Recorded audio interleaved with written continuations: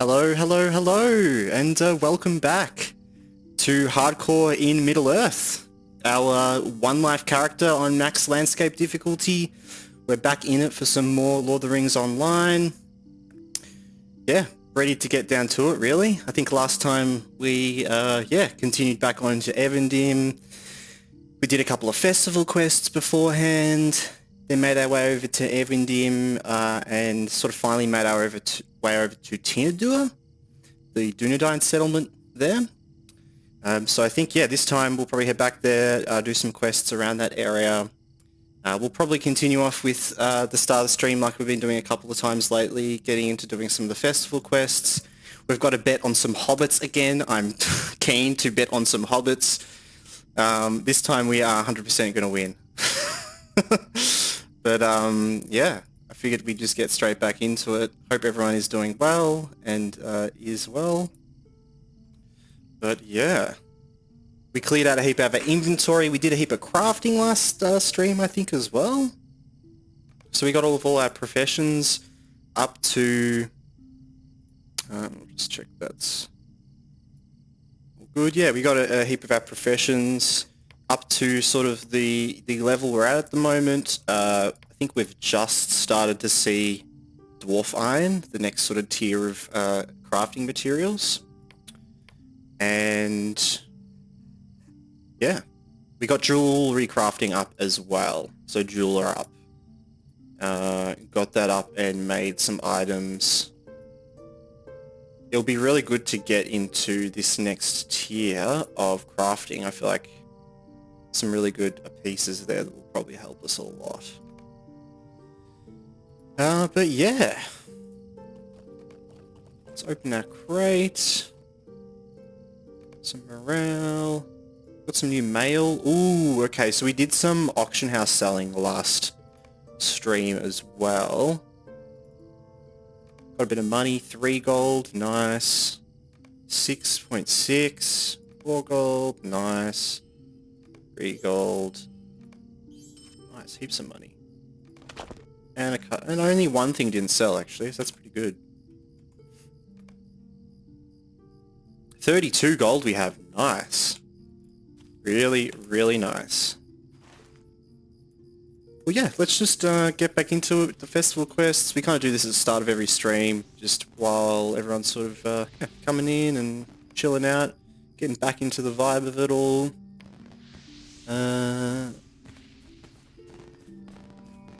We could do a bit of exploring today, though. We are at the level for the Troll Shores. Now, it would be cool to maybe go do our book quests, get up to date with them now. They are green now, so it's like we're 5 levels above it. I think we can definitely pull it off, even though it's a fellowship mission that we get a bit of an inspiration bonus for, so it means that we just get kind of buffed up anyway. I did hold back from doing it when we were at the level, just because I wasn't sure how crazy that would be. I think we can do that now, and it'd be nice to get up to date with the book quests. So yeah, maybe we'll actually go do that after some festival things. We really just want to do the Farmers Fair activities. So yeah, we're just going to do that quickly. We've gotten pretty quick at sort of speed running through these. I was just thinking, what do I need? My Stone of the Dwarves, yeah. So yeah, let's run around, pick up all these quests. I'm actually going to get on my mount, make this a bit more efficient. Good day. Might I have a word with you? Could I take a moment of your time? Items. Hello there. Might I speak to you a moment? Stay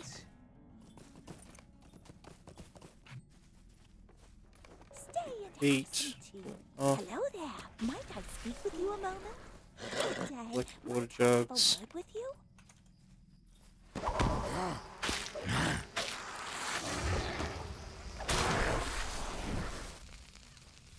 Lovely. I'm not going to talk too much about what we're doing right now with the festival quests. We've done this like a couple of times now, but we pretty much just want to get these 10 quests done. So every day there's like a repeatable quest you can do to do 10 activities. And then there's a sort of a meta quest to do that 5 times, where we get a couple of actually really useful things from some virtue XP and that sort of stuff, and like crafting ingredients. So we're mainly just doing it for that. And we know where most things are now. So we can sort of do a little loop around. Oh. Got a bit stuck there.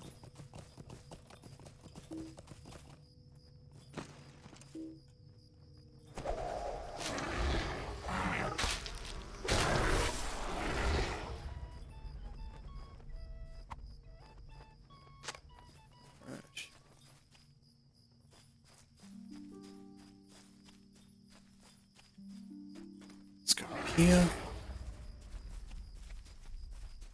It is very handy having like a Beyonding class to do these quests. Just really quickly moving around. Kites, I feel like we need that. We don't have that quest. Which one's that?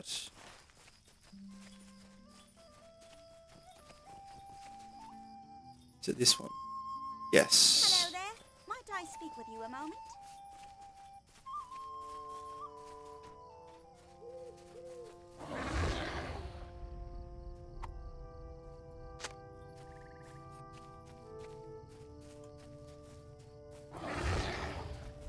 Volume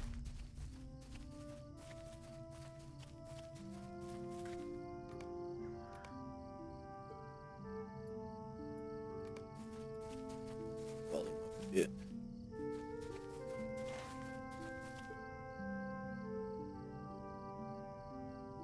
Let's quest that one. Oh, this one, flying too high.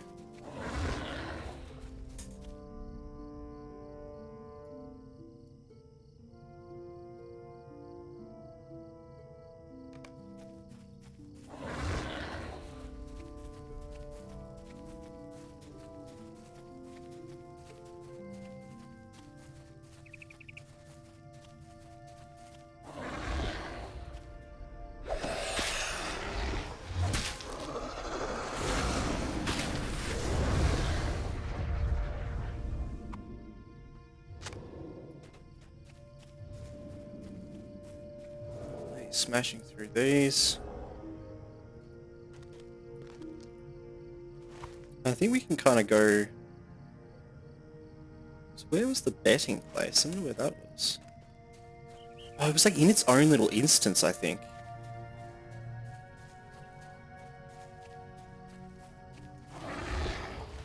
Here.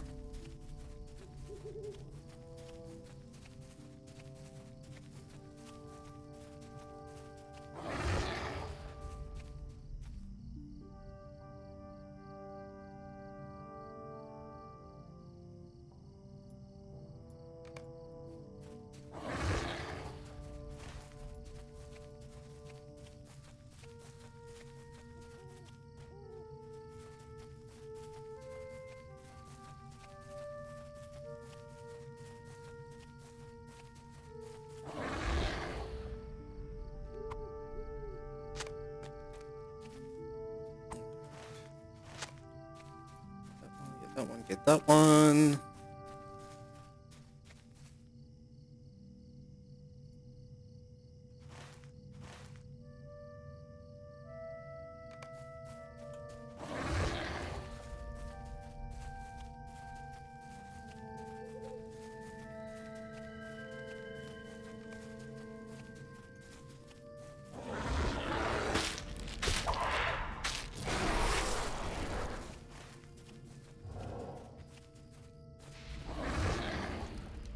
I think there's something over here as well, yeah.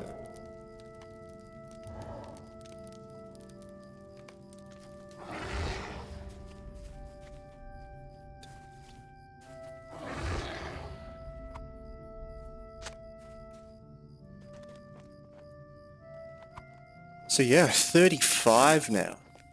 So we can head to the Troll Shores. That's when that sort of opens up. Though...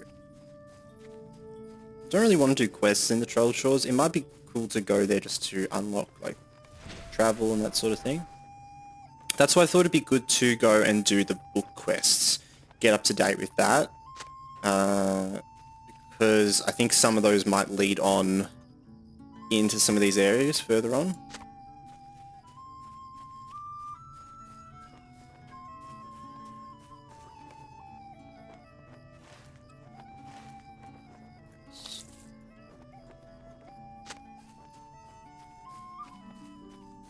Yeah, we'll just quickly get through these.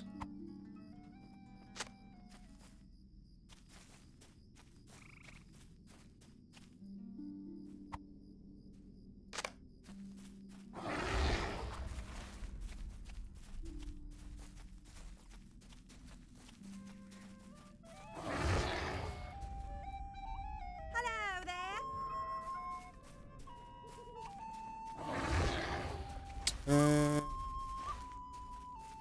Is there...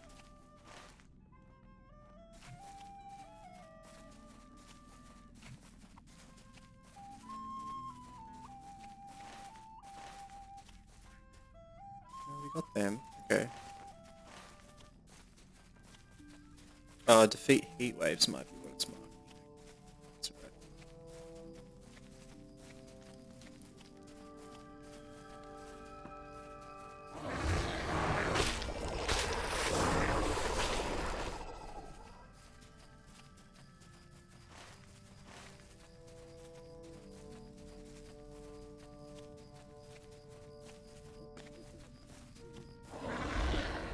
These guys.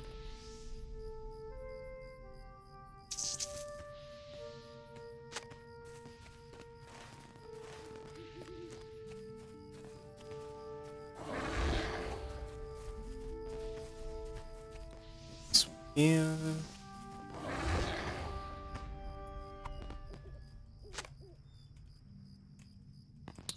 Let's see.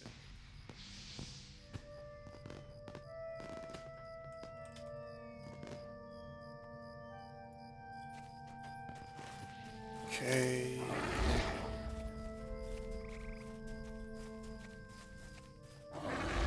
Do fly another kite. Find some more overheated patrons. I think some there. Yep.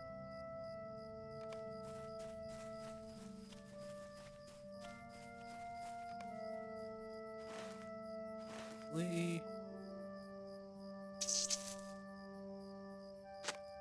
Where we need? Oh, missing bread, which I think is right there. Yeah. Nice.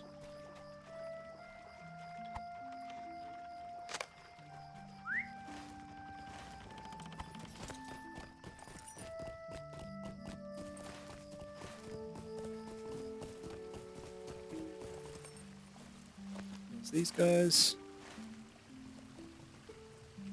Then we can run back. And in the ice cube.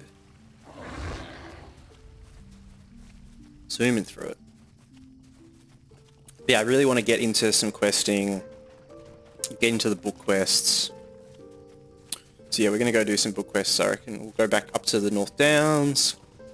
Go through them, which will be cool.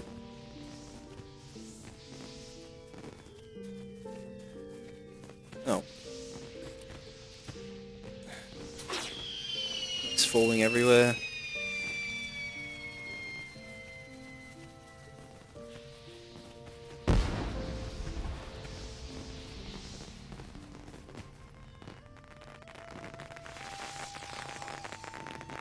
How do you do?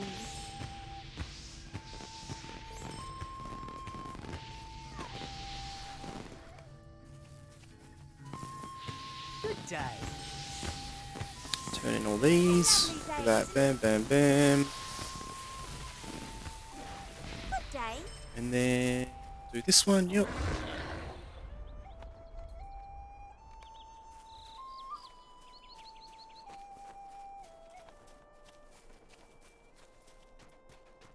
Let's carry this ice cube.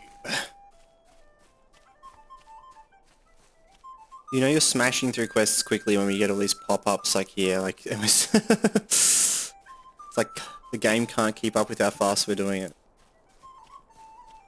Task engaged. Okay, now we've got tasks.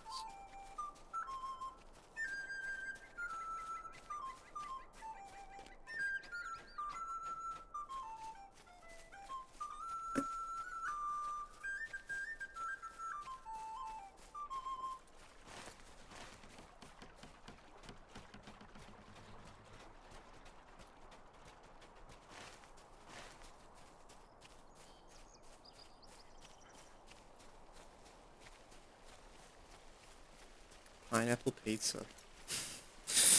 Person's name.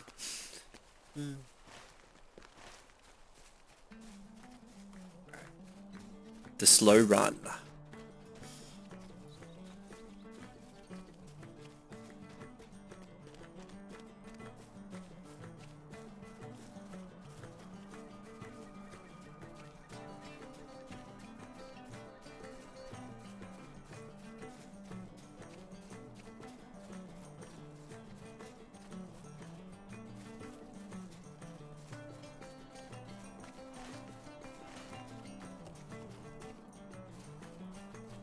Ooh, we have a new talent point.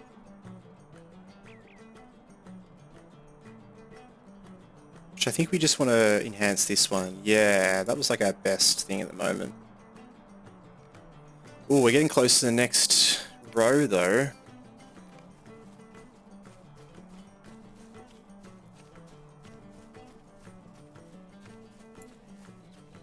Alright, we're totally gonna go bet on these hobbits again. Let's do this. So what, if we did like a race and then we bet on one, that would probably be good. Probably gonna be quicker than anything around here. These quests took quite a while. Honey from the Pink Dragon.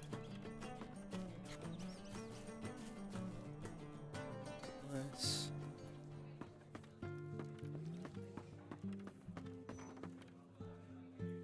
Can't a body be left alone?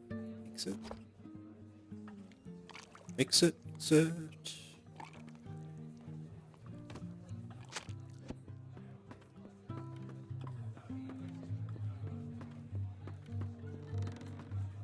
Oh, okay.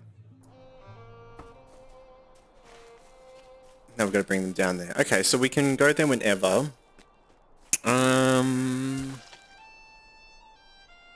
Where are these places?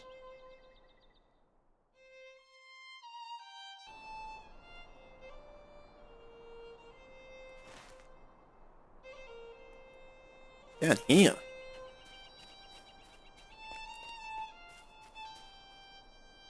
Good day. Might I have a word with you? Mushroom hunt.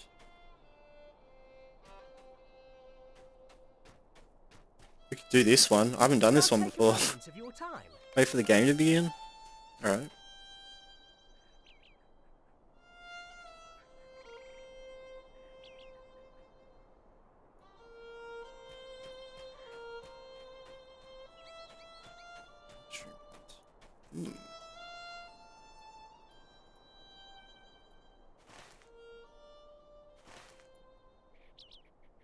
Well, I guess we just wait here for a bit. Yeah, I still needed to, I actually, while I remember, I needed to use up those coupons because I actually hadn't done that yet.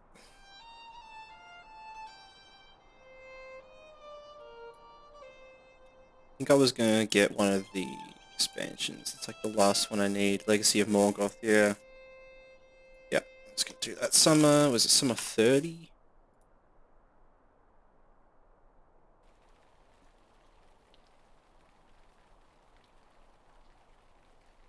Get the most off of that. The big one. Oh! Mushroom hunt's begun. Oh!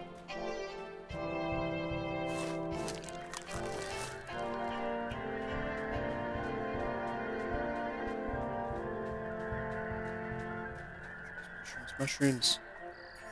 They're everywhere. Oh, you can use the delete key trick.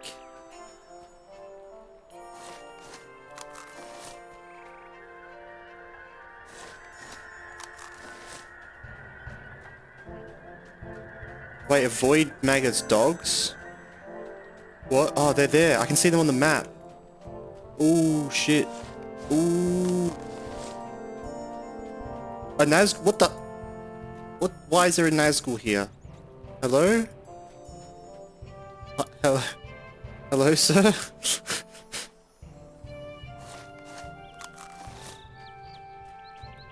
I think I'm seeing things. Mordorith, the false king's there, okay. Wow, you can get a lot of tokens from this. Holy. Oh no, I got spotted. Wait, does that mean I fail it? No, does that mean... A lovely day, isn't it? Oh no, okay. Oh, because we got the 5. Cool. New deed. Maggots mushroom victories. Mushroom hunter. Huh. Cool. Well, that's a cool little extra one. It's a great way of getting heaps of tokens. I should totally do that every day, actually. And I guess we have the Hobbit betting as well.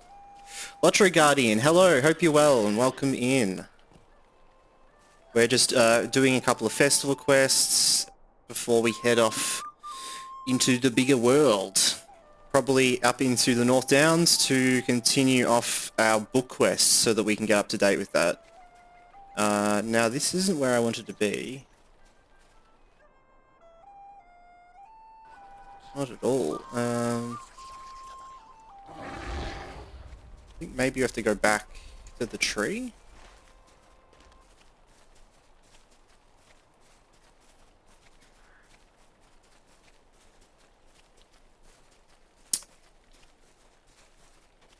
Right.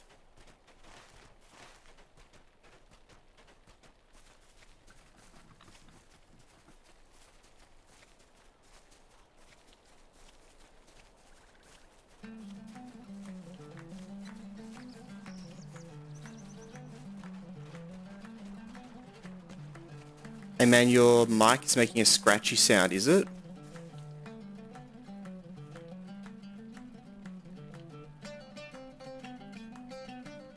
I'm not sure what would be doing that.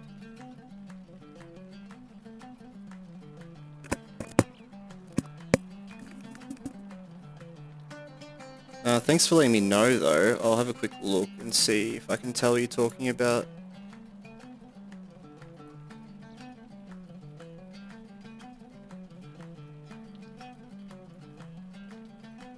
That's really bad.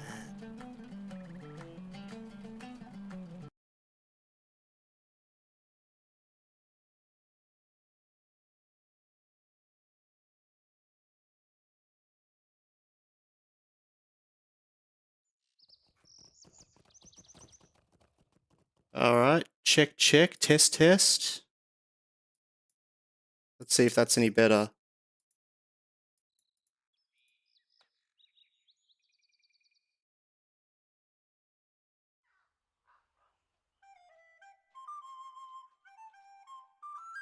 Just waiting. Okay, that's better, right? I think that is better. Thank you, Schwartz. Really appreciate that. My headset sometimes does that. Like, that is horrible. Well, apologies to everyone for the start of the video. I'm probably going to just cut that down on the YouTube, honestly, because that's horrible. I hate listening to that. But welcome in, everyone. We're back with our, One Life hardcore character and max landscape difficulty. We were just doing some festival quests, getting caught up with that. So, yeah, for everyone over on YouTube, because I'll probably just cut out the start of that. You didn't really miss much. We just, got the festival quests done, and we're going to head off and do some questing now. But yeah, let me know if there's any more issues with that. Hopefully the mic sounds better now. God, yeah, I really apologize for that. Sorry, I should have checked beforehand. That's why I should check before just going live. All right.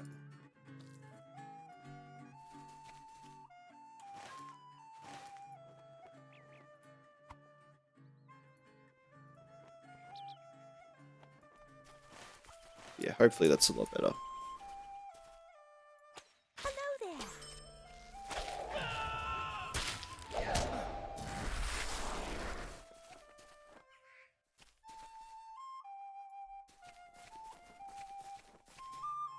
there. We had one more quest to do. Yes, okay. Just put me off so much. I hate that. God, I hate audio issues. Taste of Hobbiton? This is it, right? Yes, okay. So, the hobbits, the hobbit bets. Now, we can bet, okay, they're about to go, but we can bet on any of these 4 dudes here. Daffodilly Hayward, Birdie Gamwich, or Gladdy Chubb Baggins, or Mudrick Rubble.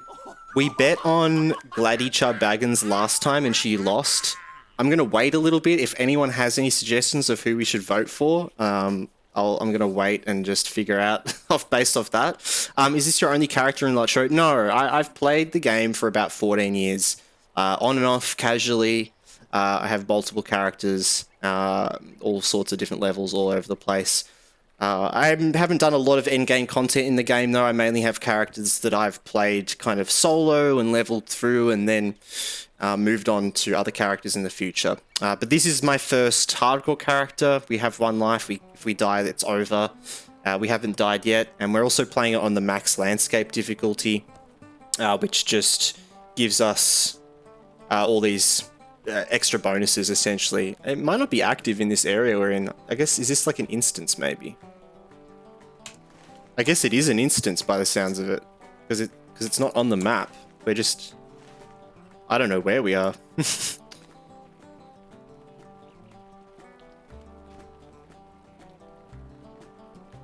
Yeah. But yeah, we got to bet on one of these hobbits.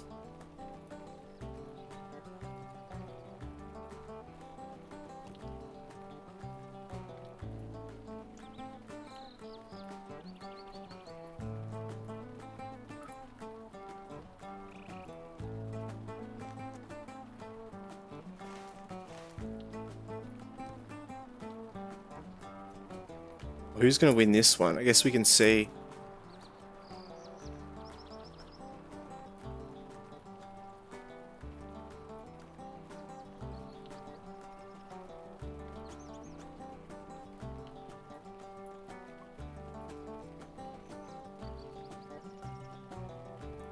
What if Chubby wins this one? Chubby? Chubb Baggins. Maybe Mudrick will win it. Because he's just going to run it. I only have a Guardian, I don't have Twinks. Yeah, fair enough. When you've played a game for many years, you kind of end up... No character's a main or an alt, they're all just the same.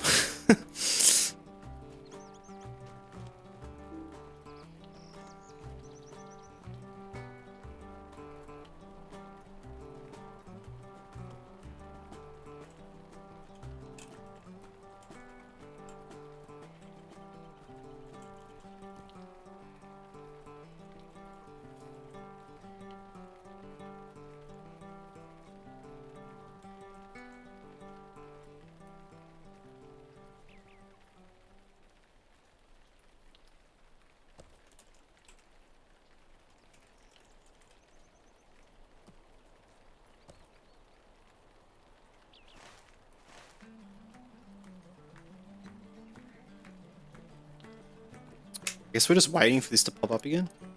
A lovely day, isn't it? 3 minutes. Okay, got a little bit of time. Guardian's a really good class, though. That's a cool class to play. Guardians come a long way as well. Like back in the day, they were really hard to play solo by yourself. They were a very tank-orientated class, but with like the new updates that they did around it, it's great. Like they're really viable solo classes. Like the red line is really interesting there. I'm actually going to be putting together a little like ultimate new player guide for LOTRO soon that I'm going to sort of record and edit off stream. Maybe get some stuff in from stream as well, but I've had a lot of people ask about like what servers do I pick, you know, starting, even just making an account, you know, what classes are good to go for, things about like the LOTRO store and items to go for. So I'm kind of just I'm gonna make like a full guide that goes through step by step, essentially like the whole process you would go through as a new player. I already have a new account that I've made as well, a brand new account, so I can kind of show you guys from a free-to-play perspective what it looks like, what classes you've unlocked, that sort of thing. So yeah, I'll be putting that together soon and uploading to the YouTube. Yeah. Hello, Dante. Welcome in. Hope you're well. Yeah, you have a really important question. What's that? What Hobbit we're going to bet on? It better be what Hobbit we're going to bet on.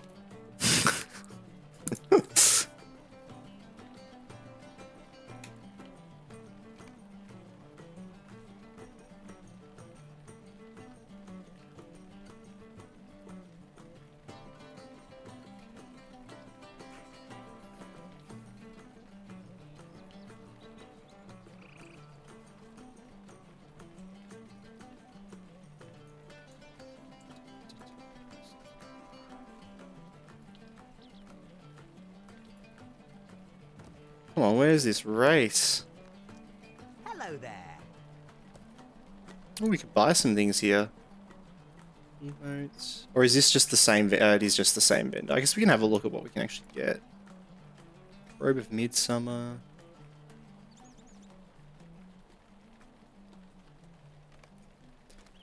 My subscription is ending soon. I'm wondering whether to continue playing Mordor and pay or start with the free version. That's a good question.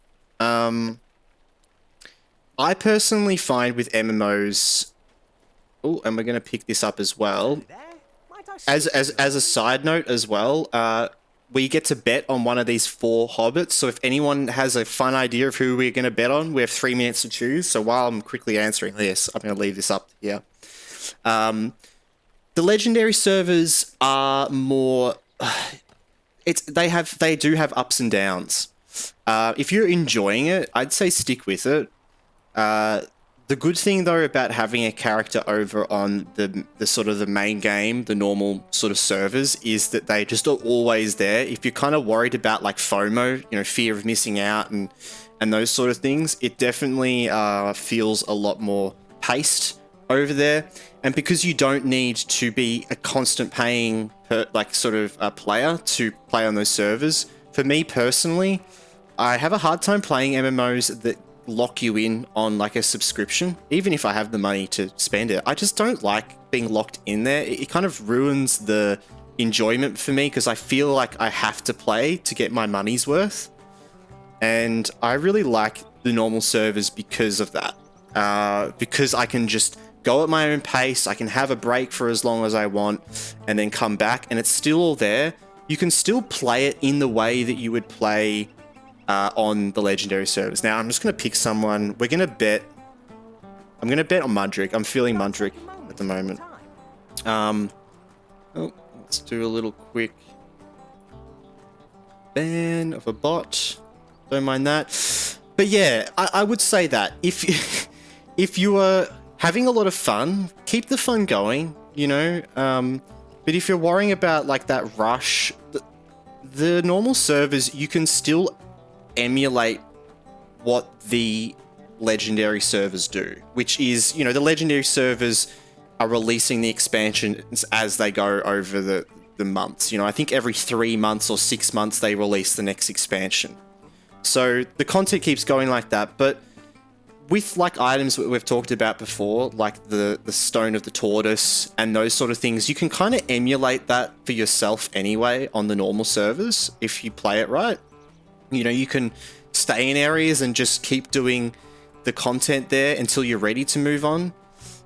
So I find it's a nice way where you can still do those things. But the one downside I say is the legendary servers have a really core population of people playing all of that content at the end.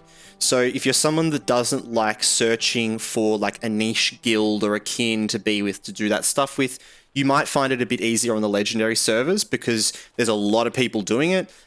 It was the first time I've ever done endgame content for that when I did on the legendary servers, because I went over and I found a guild really easily, joined in, got in their Discord, hung out. It was very simple. It didn't feel like I was jumping into some really well-developed niche guild where people were like, you know, they already had their own thing going.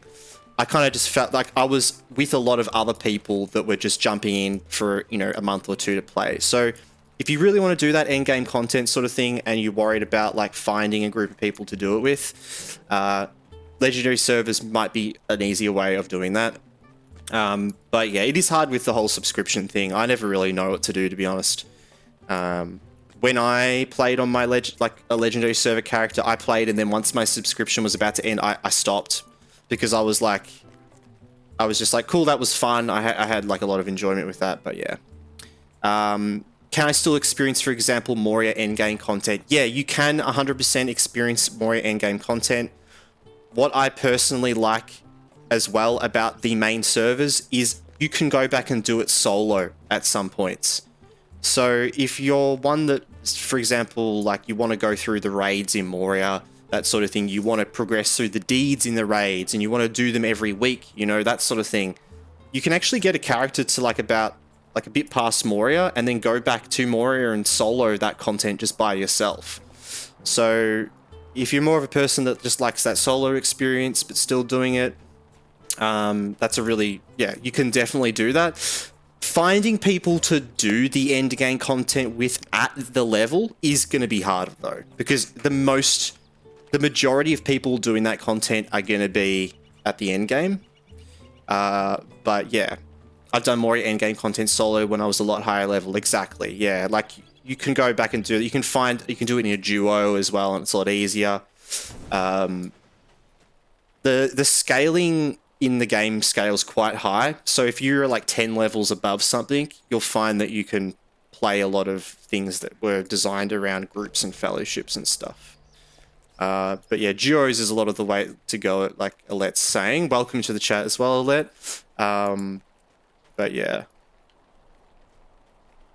We didn't win that, did we? I was a bit distracted, but yeah.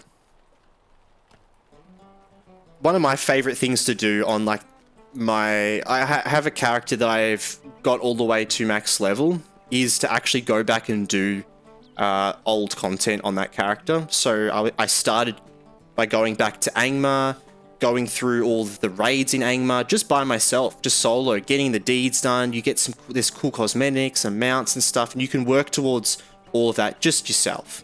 But if you like that group content, to like that group environment to do that, where it's hard and a bit challenging, I'd say the legendary servers are probably better for that. But yeah. Right now, average population in Mordor is like 200 visible players. Tomorrow they're going to release the Isengard expansion. Do you think legendary servers survive the whole cycle? Right. Yeah, I'm not really sure, to be honest. I don't have enough experience with legendary servers to really give you a proper answer. But the best thing I can say is with the normal servers, that you can still sort of emulate those same things. But yeah, not as much with large amounts of players. I think though that what you'll find is even if there is 200 people there, like that's quite a small number of people. That's around 200 people that are probably at the end game content, grinding that content. So there's actually a lot of people there.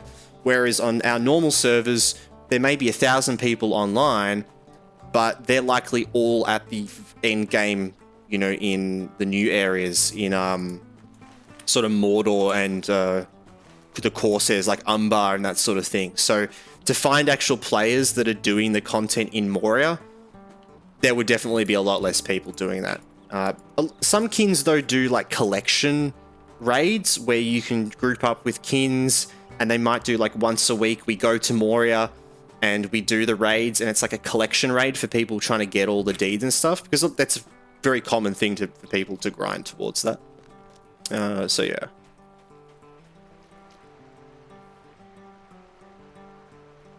I think it could be worth starting like a normal account as well, just so you have it there, you know, see you go. But if you're having fun with your legendary server character, I'd stick with it. Just while you're still having fun, especially if there's a new expansion just about to come out. I mean, the best answer to the question is, you know, are you having fun? A lovely day, isn't it? It's a hard decision though, but there's not enough initiative to play on them. There are no different than normal servers, just a level cap thingy, and you must be VIP to play them. Also no PvP on them. Yeah. Eartheneer. That's a very, very good point. Welcome into the chat, by the way. It's kind of like I was saying, like you can emulate the same things on the normal servers, So that's probably why it's like, you know, it's not there's not enough initiative for people to play on it, because you can still go back and play all the content here on the normal servers and get your deeds and all that sort of stuff. So yeah. See, I don't have a kids. That's my daily problems. Yes. Yeah. Well, look, at least we can have LOTRO first world problems, you know, trying to weigh out between servers. I think the legendary servers are always going to be something fun, but they are temporary, and, you know, they're seasonal, right, is the best way to put it. Like, classic server is something I would play, but they will never do that. Yeah. And the fact that the content keeps coming out is eventually it gets to the end, and then eventually those characters just you can transfer them back to the normal servers. So in like a couple of years, once Angmar and Mordor are at the maximum level cap, they'll give you an option to bring those characters over. I'm pretty sure that's what they've done with the previous ones, like Treebeard and the other legendary servers that came around. Alright, so... perfect.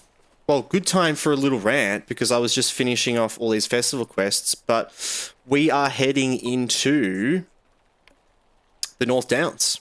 We're going to head back to the North Downs. We're going to continue off the book quests that we had there, so we can get up to date with them. They should be easier now. I think we should be fine doing them. Yeah, so a couple of them were fellowship quests, so I just wanted to be ready for that. How do we get there? We want to go up to, like, 3, I assume.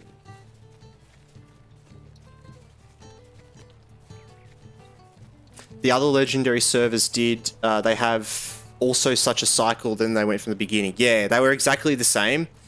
They went through all the expansions, and I think reached the end. And that's why Mordor and Angmar came out, because the other ones had actually reached the end of the cycle, so they just brought new ones out.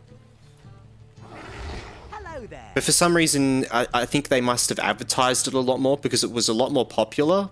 Like, the Mordor and Angmar servers just popped off. Heaps of people were playing legendary servers.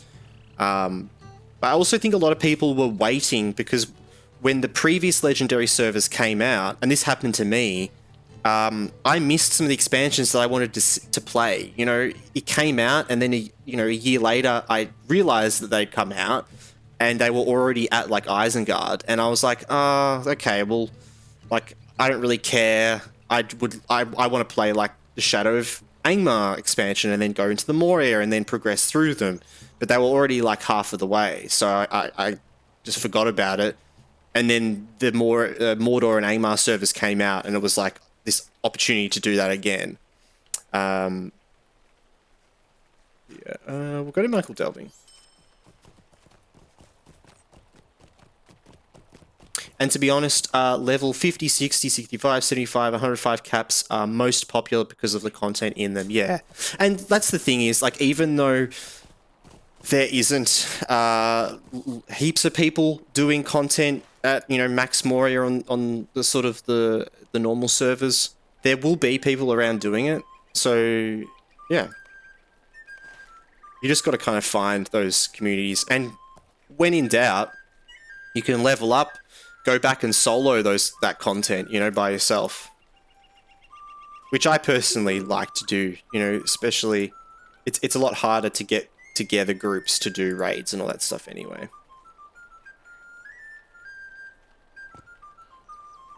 Westbury. I have never really been one to do endgame content in MMOs anyway, so I'm not really the best person to ask about that. The first time I ever did was playing on the Angmar server, and that was a lot of fun. But it was just fun doing it with people and it being kind of hard and having to follow all the mechanics and have that like little moment of getting in like a Discord with random people and,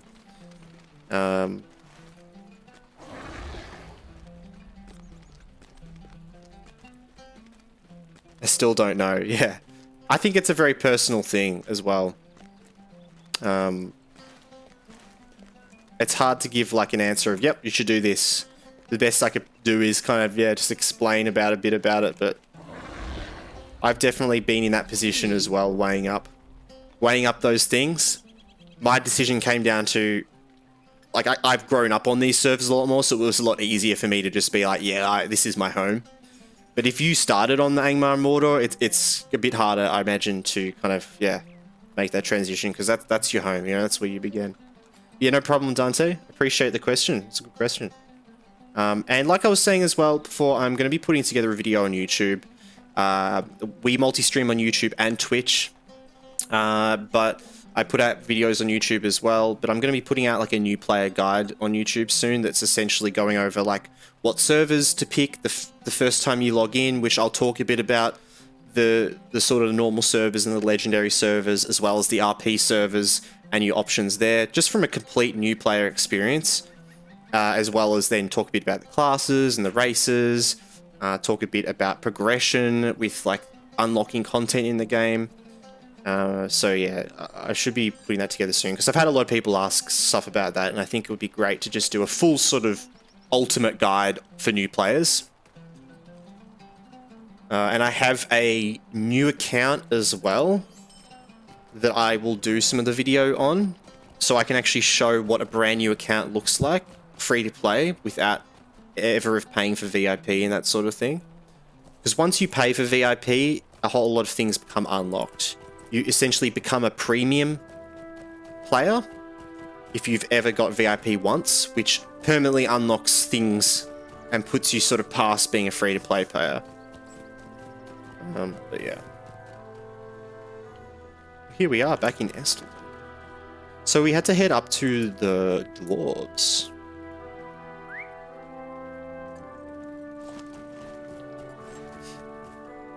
Like 85 cap is boring from endgame side, because there is nothing apart from building the Hithbol town and mounted combat. Well, I mean, some people might find that enjoyable though, that's the thing. That's the whole point of Lord of the Rings Online.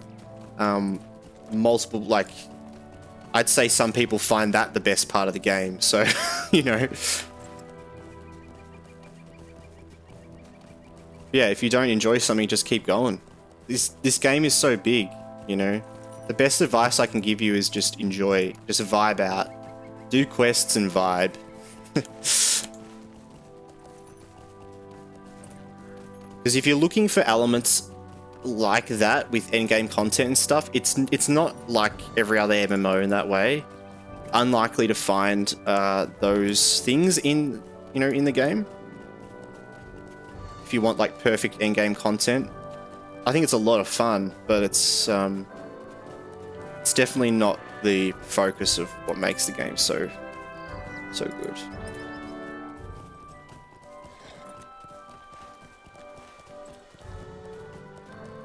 It'd be great, and if you give some advice on how to increase survivability, would it be even more unique? Yeah, well, I'm thinking of kind of making this new player guide based around you picking like different landscape difficulties as well, because it's quite a new thing, and a lot of new players will be pretty confused by that whole system. So talking a bit about that and the certain classes that you can go with and that sort of thing to maybe, yeah, help. But mainly focused around complete brand new players. I find a lot of the time guides out there just assume that you know a lot more than you do. And a lot of new players are turned off because they like can't even get through the launcher and pick a server, and no one's really explained what server I should pick, and then they pick a server that's like got no one on it, and then they're just completely turned off. So something like that would be good. Those quests. Okay.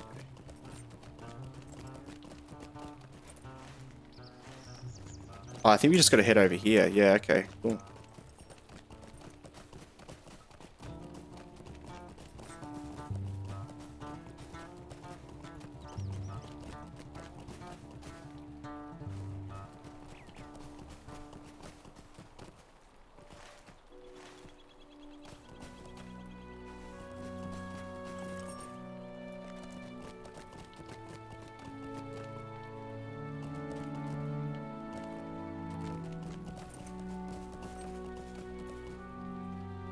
There's some gold while we're here as well. I think we need gold.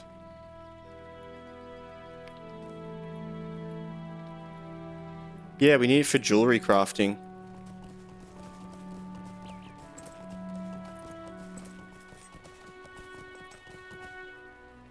To be honest, that's not true, because if someone installed LOTRO for the first time, launcher will recommend Grund server, not Orcrist. Well, yeah, but it doesn't, like, tell you what that means. It just puts that server at the top. Which doesn't really translate recommending that to play. I don't think that's a good explanation for it. It doesn't describe the populations of the server or anything like that on that. It's just a kind of list of names, and that's it. So I don't think it's very well explained, and explaining even why it's suggesting Grond and not Orcrist, you know? They're constantly doing that because they want more people in those smaller servers. Because that's what those servers are for. It's like, they've got too many players in, like, Orcrist, so it suggests Grond. I don't necessarily think that's a good thing, though, to know as a new player. Like, you'd want to know that, oh yeah, Grond is the extra one and, you know, Orcrist is the main one. Because, yeah.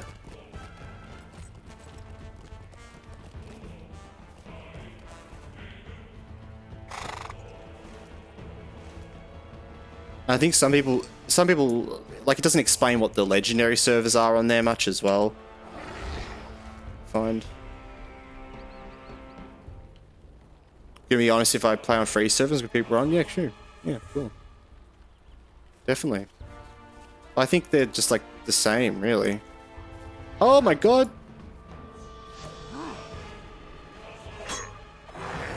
I've spoken ill. I don't know what I said, but I said something wrong. I'm sorry, okay? I'm sorry, Dark Lord.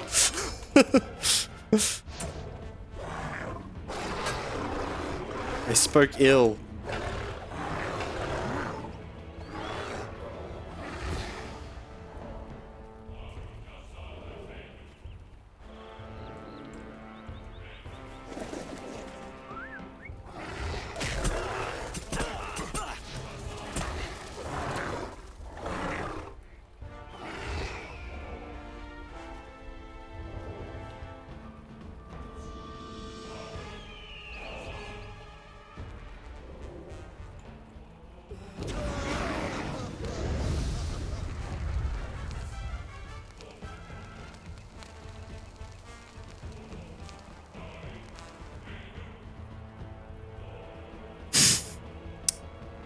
Okay. I think I'm just gonna...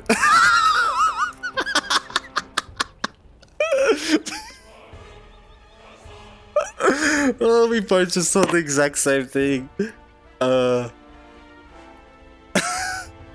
Okay, bye then.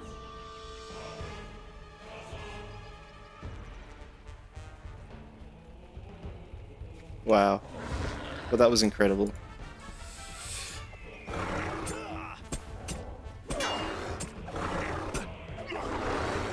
Where are you? I am in the North Downs. So we are heading back into the North Downs just to do our book quests that we left a couple of streams ago. I figured it would be a good time to get back and yeah, finish these off so that we can get up to date with the book quests. I think the sort of book quests for our level would be for some like Troll Shores and some of the areas we can sort of go to now. So yeah, wanted to get back and get up to date with that.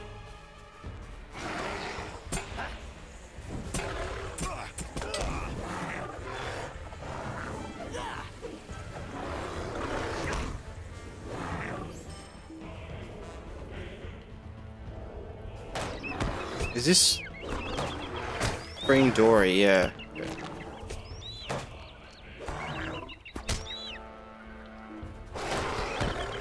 Oh, that was the inspiration thing we got. Okay. So yeah, we get like a buff around here that makes us stronger, I think. Is that a... Yeah, there's our difficulty.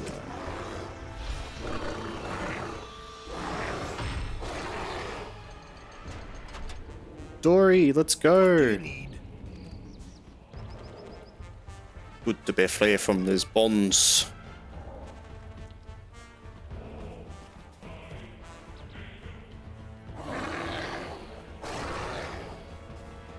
They're deep in the camp, follow me.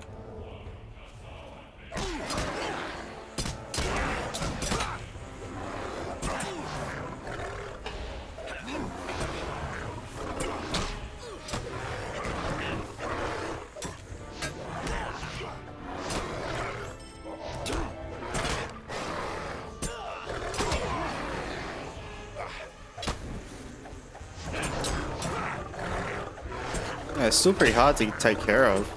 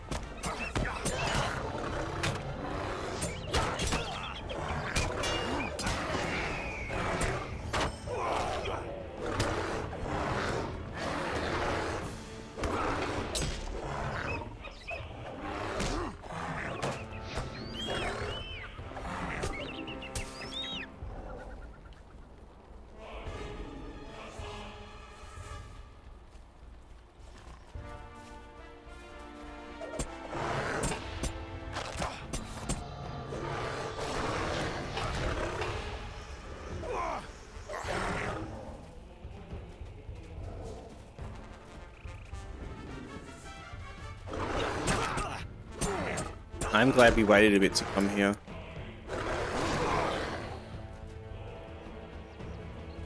Old chest.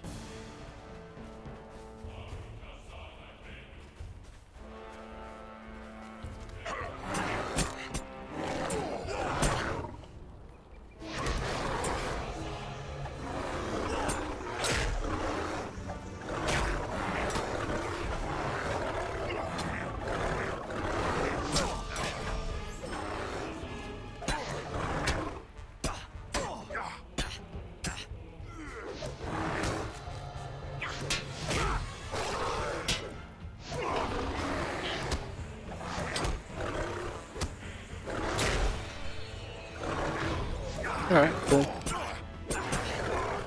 Not too bad at all.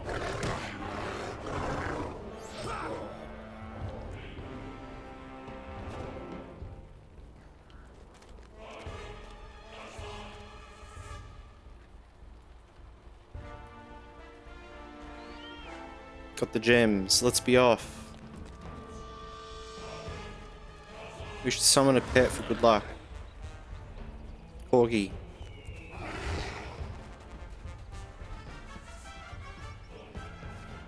Oh, oh.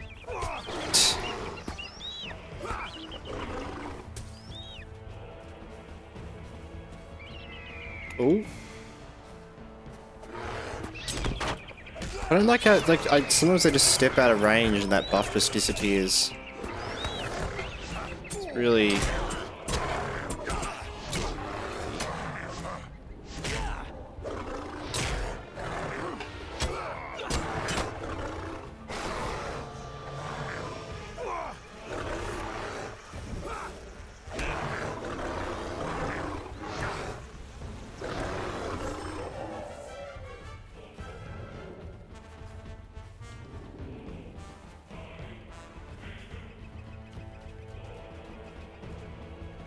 Come on, Dory, let's get out of here.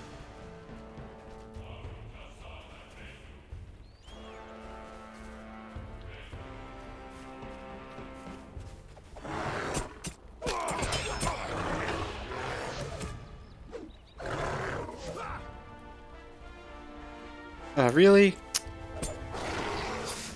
Oh, gotta love escort missions.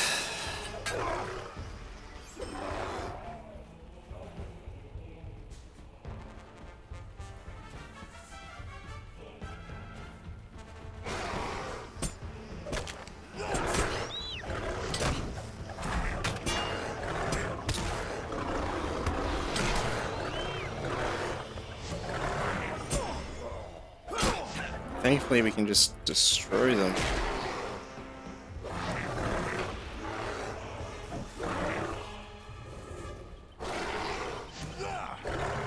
So yeah, we're currently assembling the dwarves, the elves, and the men of the area in the North Downs for like I think a council, I believe, in Estelden. So like one of the Dunedain is assembling them. Oh, bit of lag. Not a great time for that.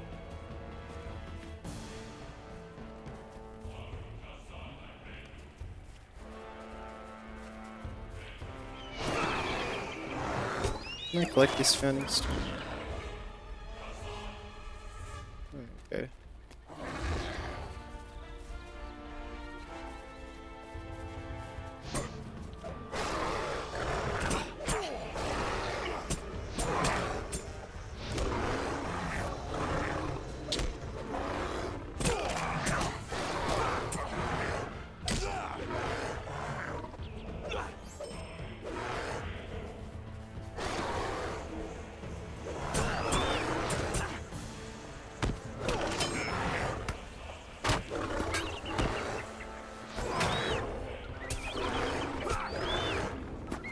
Like, what the hell? Just leave my buff on, please. God. It's so annoying. I hate seeing my health bar just, like, be nothing.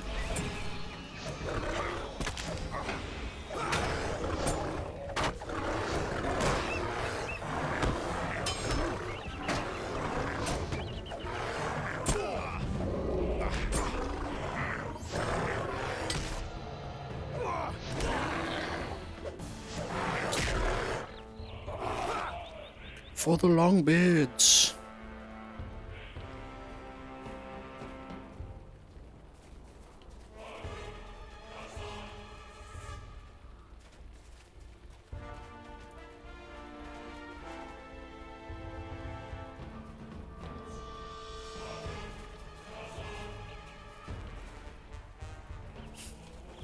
Now he's gonna want to run through like every bird here.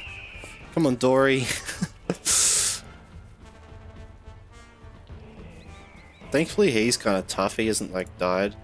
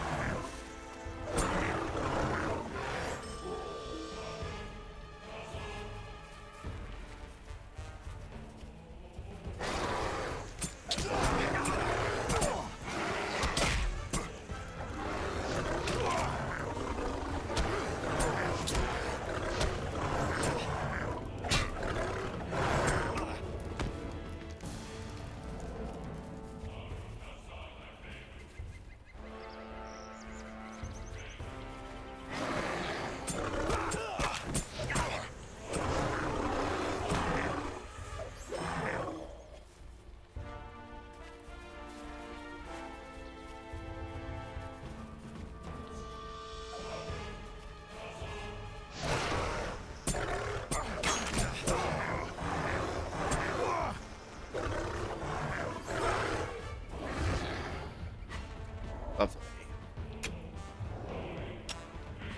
Surely that's enough, Dory. Oh. Come on.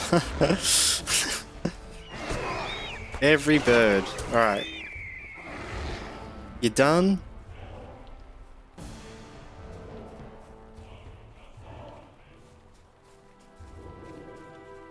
Surely we just get on our mount now. Have my thanks. Yes. Awesome. One down. 2 more to go.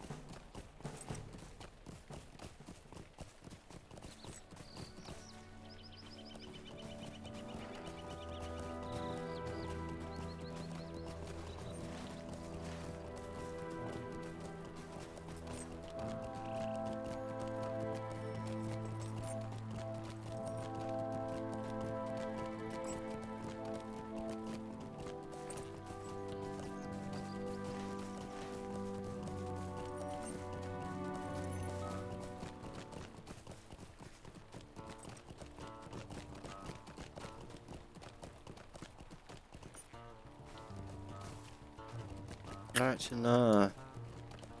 Greetings. Oh, actually not bad.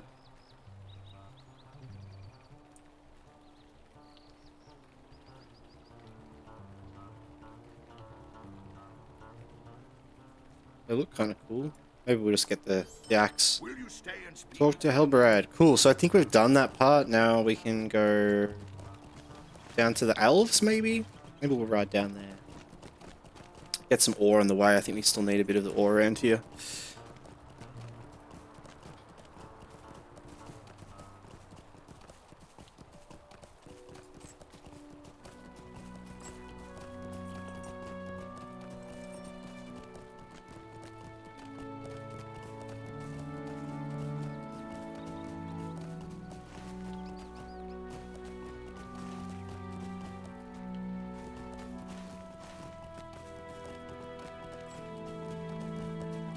Do we need any rich iron, though? We do, right? Yeah, because we need it to level up our metalsmith. Cool. Maybe we'll get enough in this area, actually.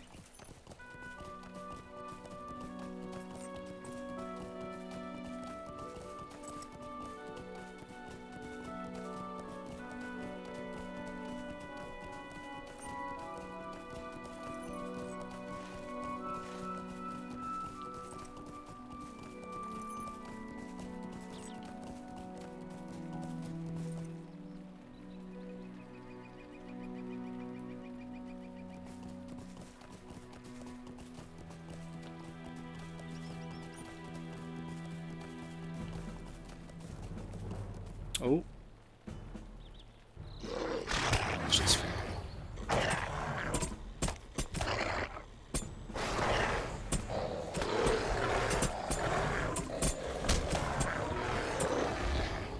yeah, I hope my mic's sounding alright as well. I might actually just quickly check because we had some mic issues earlier in the stream.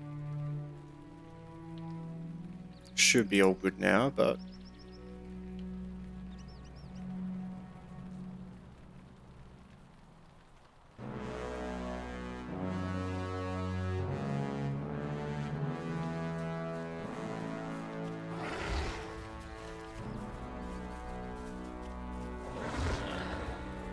cool. It's all good.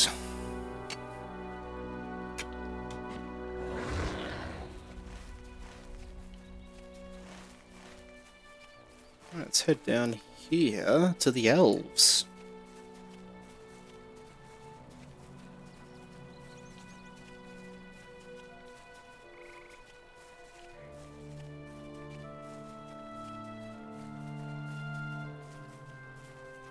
Is this a little explore place, maybe? No.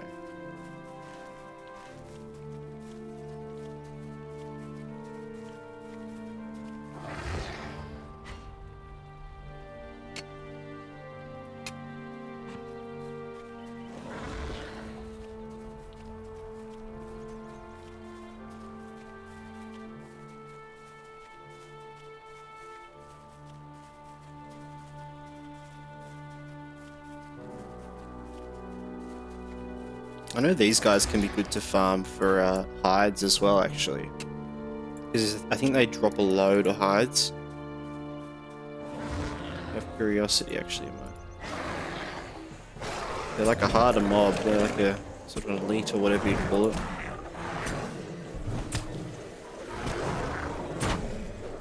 I feel like I've come here before and just farmed mining nodes and then these guys. It's a great way of making some money early on. Yeah, like look at this, you get a lot of... I got like 2 sturdy hide from him, but...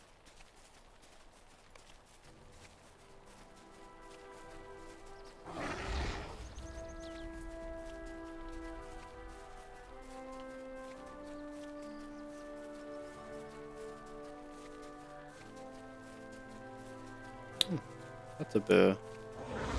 Start quest. Oh no, I don't want to do that.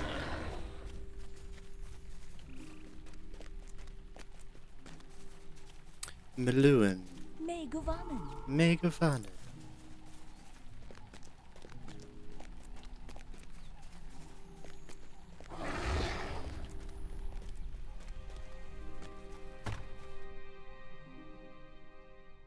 Ooh, okay. What can I do for you? Greetings, I wish I could extend you all a welcome, but these are dark times for the elves. The shadow of the enemy has grown long, longer than perhaps any had thought, and the elves of Gileath have paid the price for our complacency. Will you lend me your ear? Find and kill Drucord.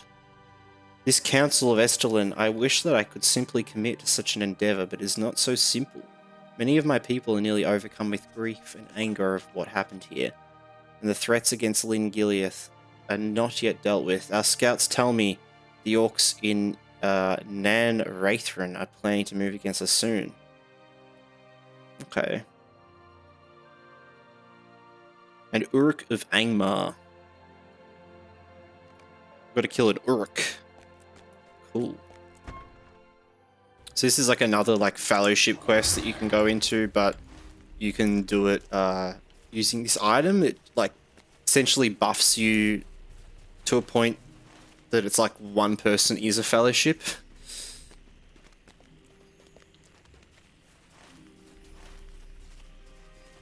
I think we could go up this way.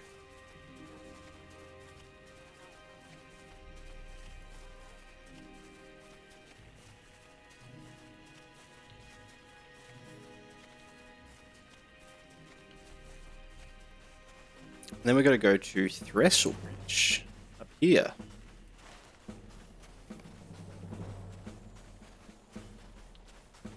Actually, I feel like we had a random quest around here. Yeah, the pass. Pass of Nanrath. But it's up there.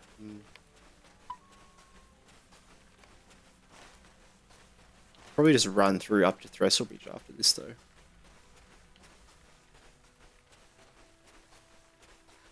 Barrow iron. We don't need barrow iron anymore, which is nice.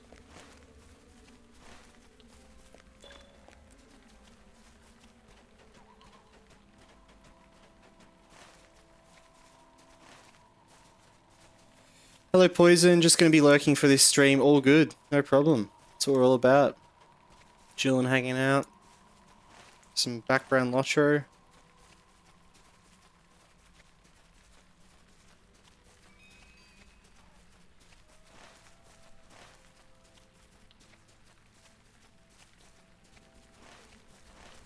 I think we've got to go up here.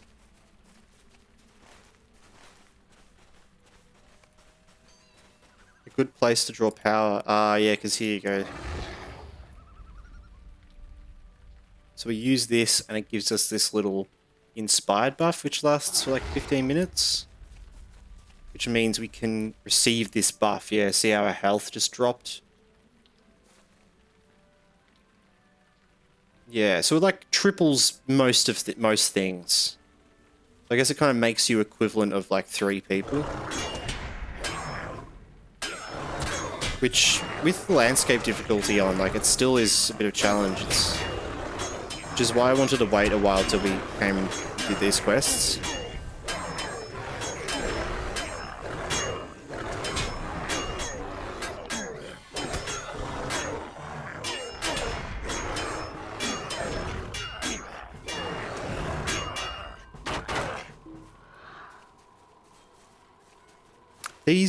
These guys are grey actually, so I might not even have to kill any of them, I realise. Like, will this guy pull if I walk into him? No. Cool, so I can just like run through here. That makes things a lot easier.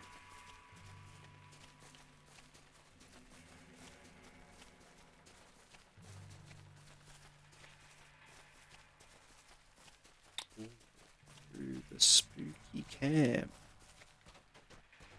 Spooky, spooky. Where is he? There he is.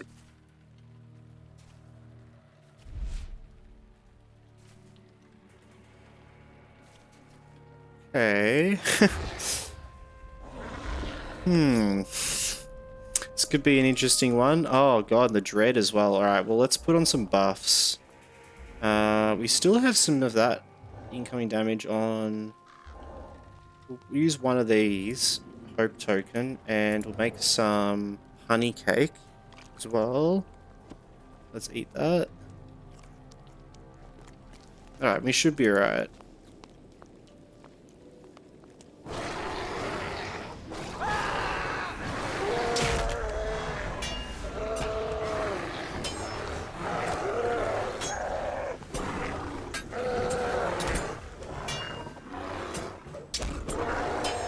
Man, I'm doing like no damage to him at all.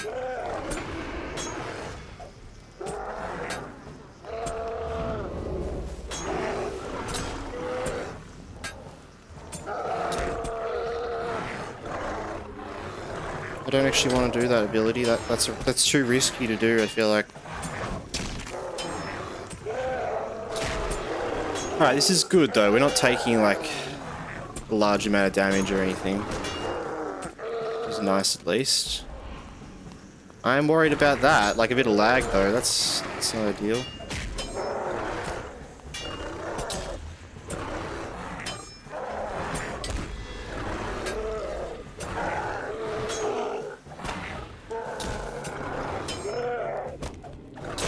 Is that buff again?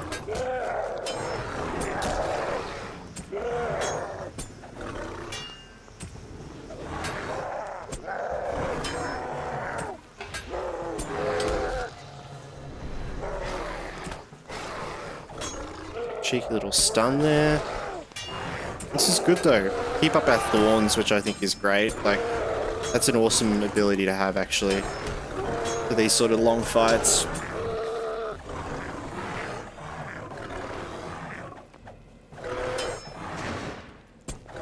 And what he did there.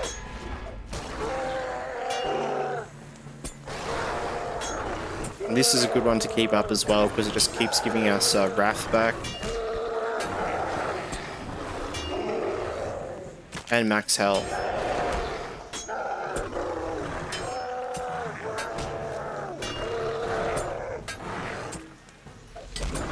Yeah, this would have been a little bit dicey at the level. Because I think we were level 30 when we could do it, so we would have been at his level. Nice.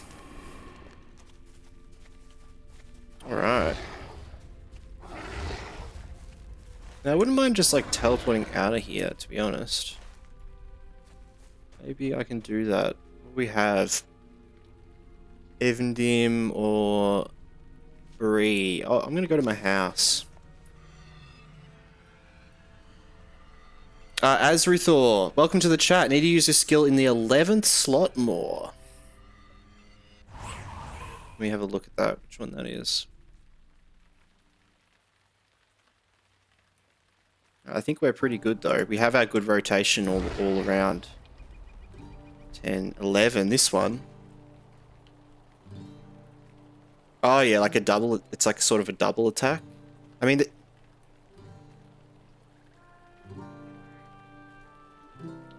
there's not really much point of us using this because it's exactly the same as our Thrash ability. We're not a red line. No, we're not a red line Bjorning, we're a blue line. Yeah, it's essentially exactly the same as our Thrash ability, but it's worse because Thrash gets better as we go. The trait is in blue, is it? Oh, okay. Is it this one here? Okay, yes. You strike opponent across the face, increasing the damage they take for a duration. Oh yeah, okay, that could be a good thing to respec into potentially. I see what you mean. But yeah, we don't necessarily need it too much at the moment. We have a good rotation of things. Using like, you know, guarded attacks as well and the claw swipe, just constant debuffs. But that is a good debuff, yeah. Applies plus 12% incoming damage. Yeah, that's pretty good. I might have to rethink like putting all the points into that then. Yeah, true, because it's 12. Plus 12.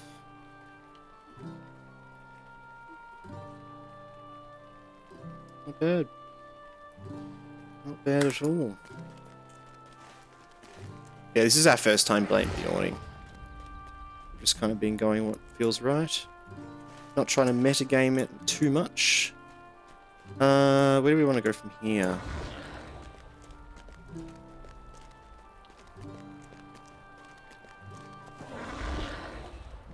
Hello there.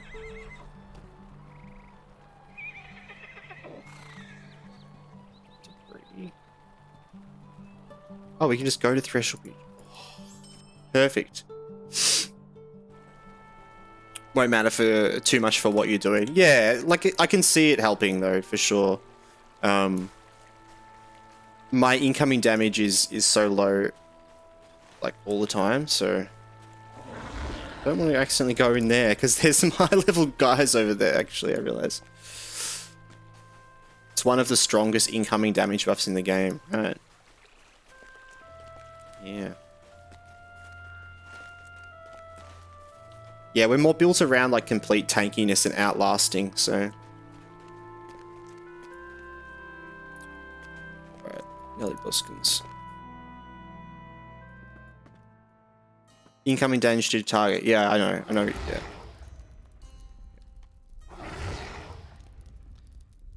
Yeah, we're more building around, like we've been building around incoming damage to ourselves, like negating damage essentially a lot of the time.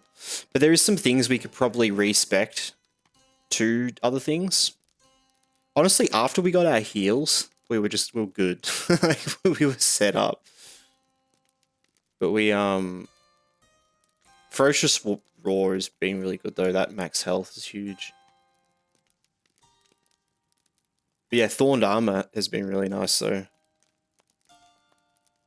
What's the cooldown on that? 16 seconds, so it's good.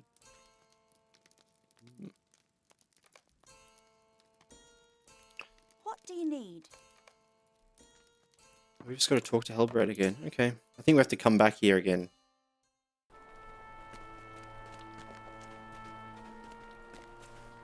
Yeah, we were even going to work on like a red line sort of setup at some point, but I've just loved blue line. It's just been really chill. What can I do for you? Don't change what ain't broke. That's a lot of cool travels.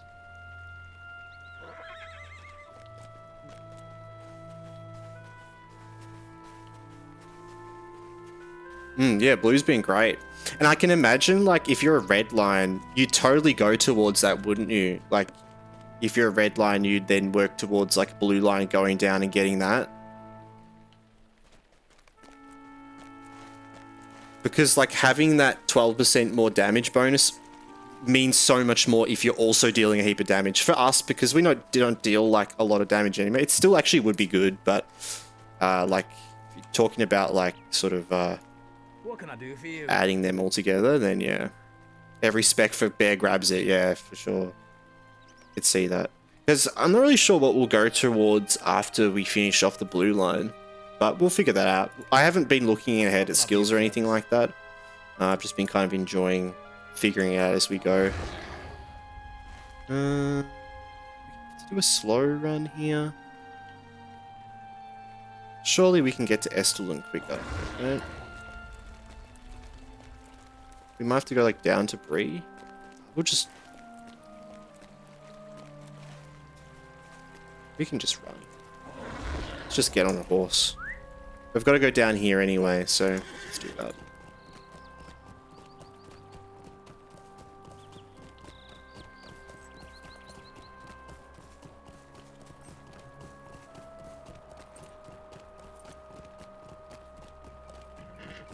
I find it so weird that there's no fast travels from Threshold Bridge up here.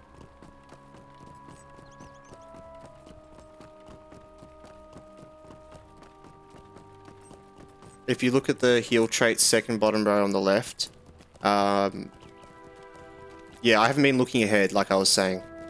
We've just been looking at stuff when we get it, because I don't like looking ahead. It's more exciting.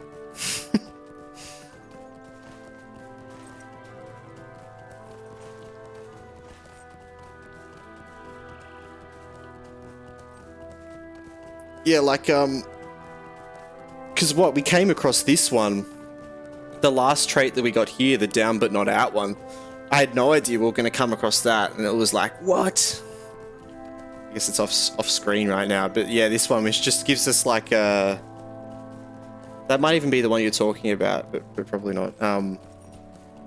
That's great.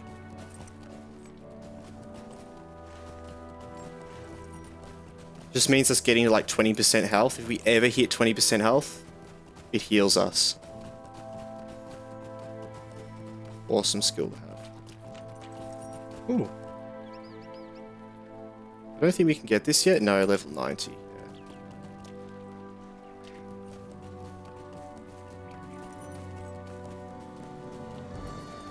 Get out of jail free card, exactly, yeah.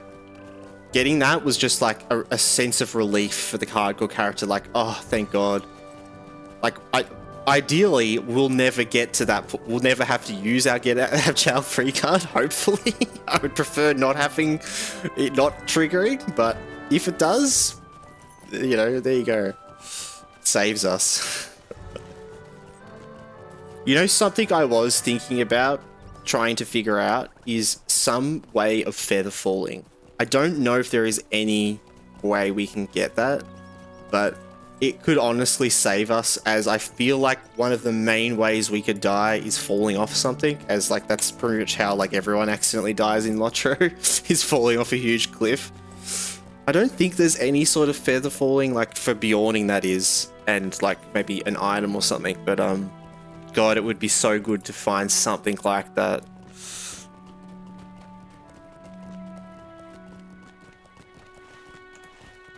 But maybe that would make things too easy. Then I would get cocky, and then I'd be jumping off cliffs all the time.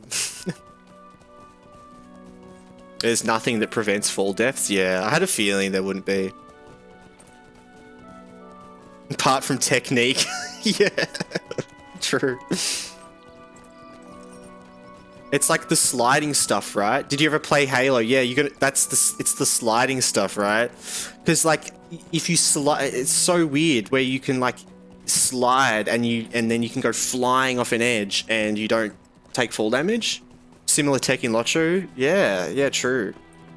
I've only ever had that happen a couple of times, and I've never really understood why I survived. Sometimes you just like, yeah. I guess do you have to like jump into it? So you're like jumping into the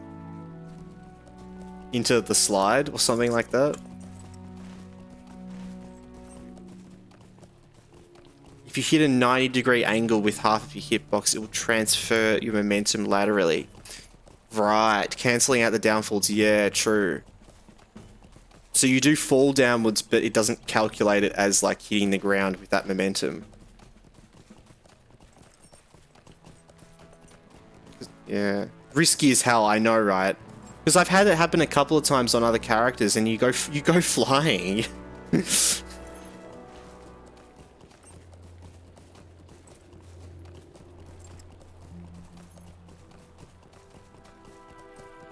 Good to know if you're already falling. Yeah, true. Could be what saves us right in the very end, right in that moment.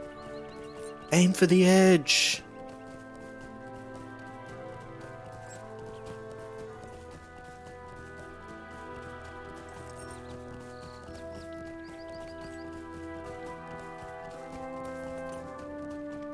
Alright, here we are, finally.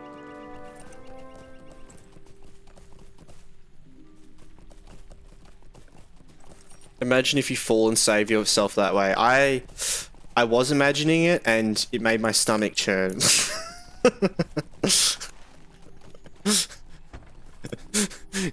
That's enough imagination of us dying. How can I be of service? Alright.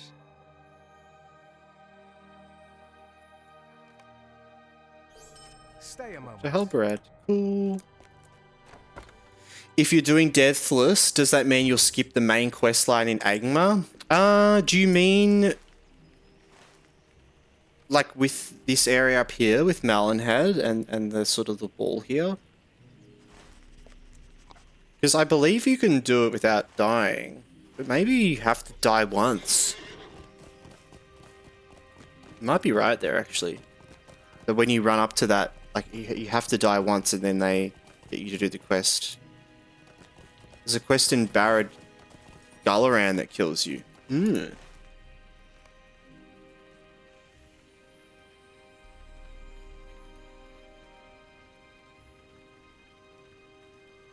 Up here. Oh, no. Oh, up here. Yeah. Yeah, okay, like way later book quest stuff. I know what you're talking about, yeah. But we will, I mean, we will be skipping any quest that involves death or anything we have to skip, I mean. It's like I was talking about falling down the well in Moria, like how there's that thing, it's like jump down the well. Like we can just run there manually down to the waterworks or wherever it is, but I think someone on YouTube was like, "Oh, you can try, you can survive it." Like I've survived it a couple of times, and it's like, yeah, it's the only scripted death in the game. Yeah, okay. Is it when you're going into one of? Because I know that the Barad Gulleran, there's like multiple bosses you fight in different doors, right? You go into like sort of different areas and there's different bosses. Is it like one of those guys that does that too? He like makes you die or something? It's after that quest, right? Yeah, I haven't done that quest as much because that's one of those ones that's like later after sort of Aimar that you normally come back to. So I don't remember it as well.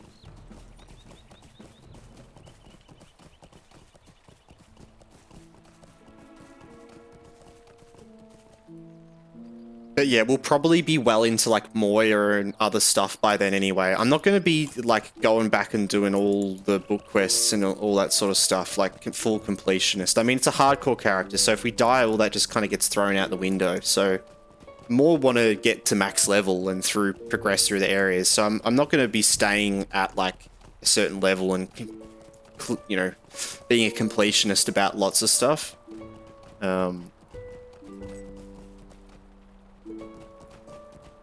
We're doing this with the book quests here just because we can, but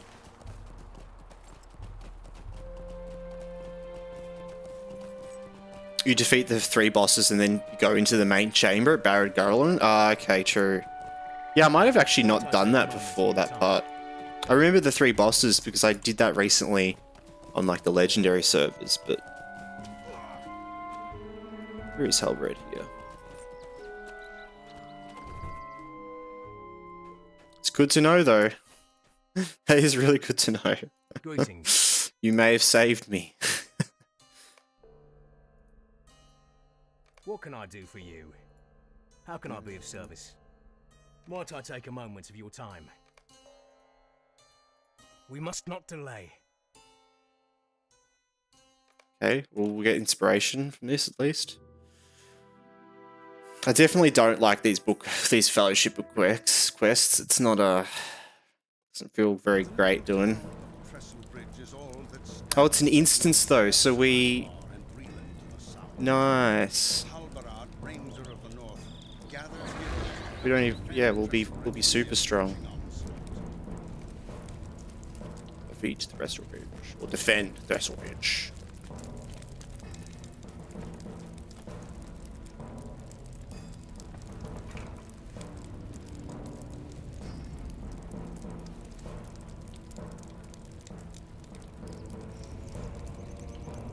Ooh, spooky.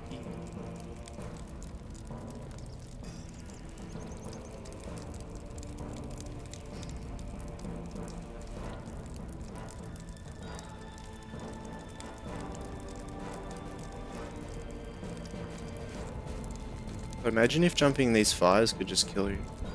Didn't even think of that. Hopefully not.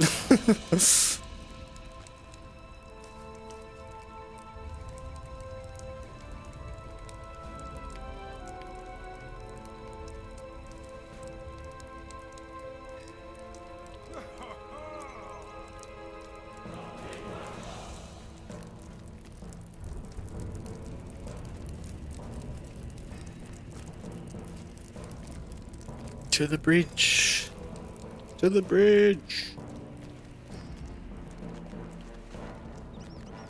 Oh yeah, I remember this bit. We've got to like take on the hordes. Are we going to be like really OP here as well because of our instance? Oh man, come on, lag.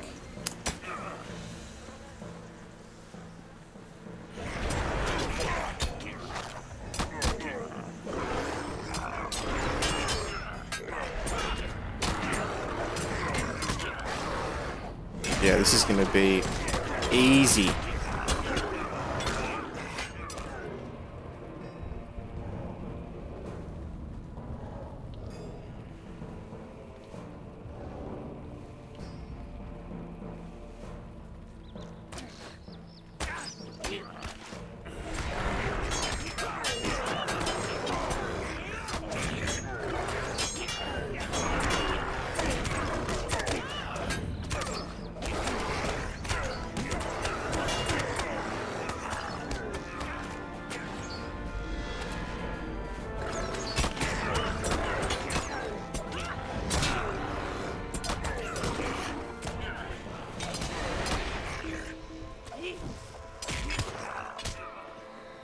Yeah, I'm actually not sure how much Angmar will do. I think because we're going to push through Evendim to get as close to like level 40 as we can. I don't want to go into Troll Shores. There's just it's too dense in there. There's too much going on.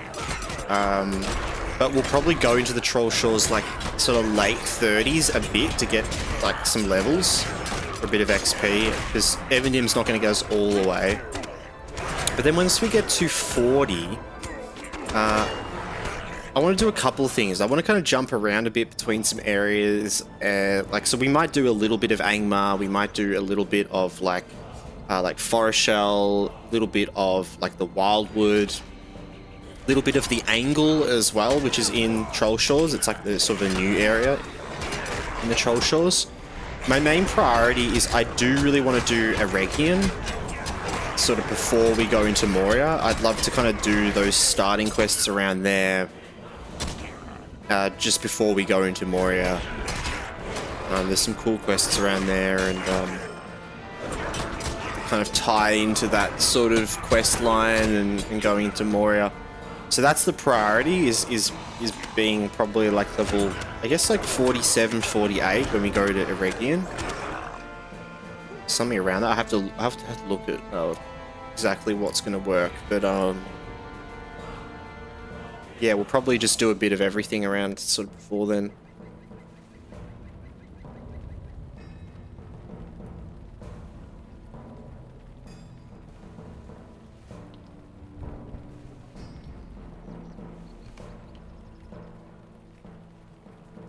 We've done well this day. You must leave now. I hope it is not too much to ask you to stay behind. I would ask you should the rest will remain safe through the night, then return to me in Estelon. Is he going to make me stay here? No.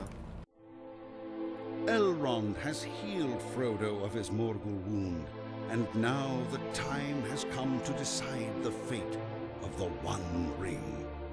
I can see no other path than that which leads to Mount Doom. Who then shall defend Eriador against the shadow of Angmar?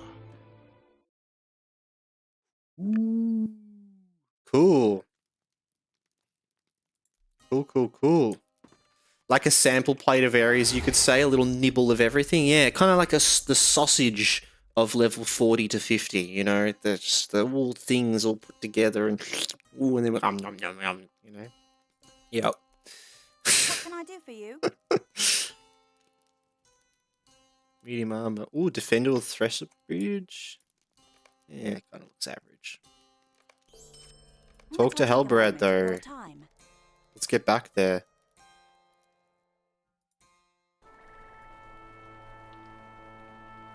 We're gonna have to run back there again. Well, I guess let's just get the horse again this time. At least I can sit back and chat a bit or something like that. What can I do for you? Estelon. It actually, it weirdly scares me sometimes being on this mount, because I've had them do, like, glitch out and do weird things sometimes, and, like, we're not safe on this. I think if we fall off a cliff, like, I mean, what is he doing right now? Oh my god. As I'm saying this, I'm like, what's going on? Can probably get around faster using the mission stable. I did think of that, like going back to Bree and then up to Estelon maybe, but we're already on the way. But yeah, it might be faster going back and forwards like that, but that's alright. Got to think about what we want to do next. And I think it's mainly the next couple of Evandim quests. Read his journal. Yeah, this one. So I think we just really have to do that. And all these other ones are kind of like breadcrumb quests to different areas. Or the lake, that's an Evandim as well. Far East. That's actually in Estelden. Dangerous Road. Okay. Cool.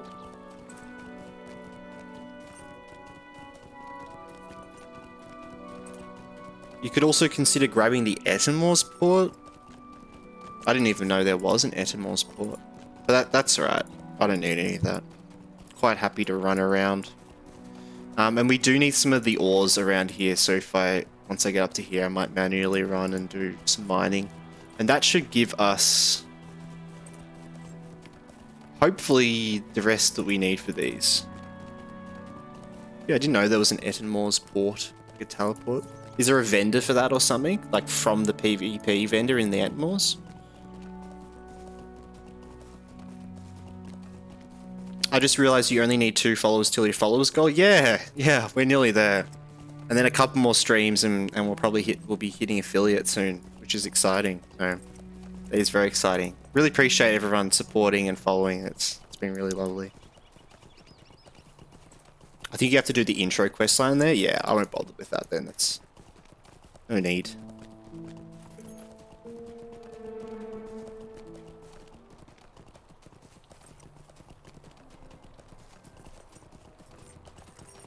Quite happy running around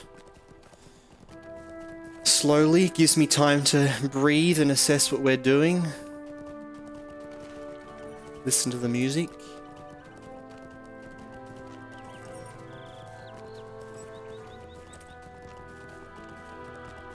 Been a while since I grabbed it. That is cool, you can get one though. I imagine that's similar sort of teleports as your like sort of house and or like the mission stable masters.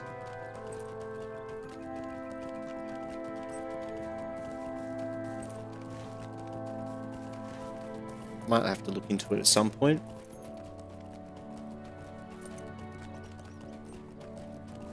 I can't even remember how you get to the Ettenmore's.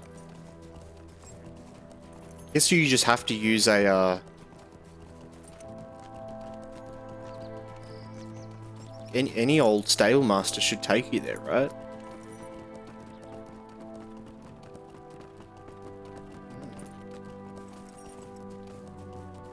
Southbury or Rivendell stables, right? It'd be so funny if we went in there and someone killed us. So,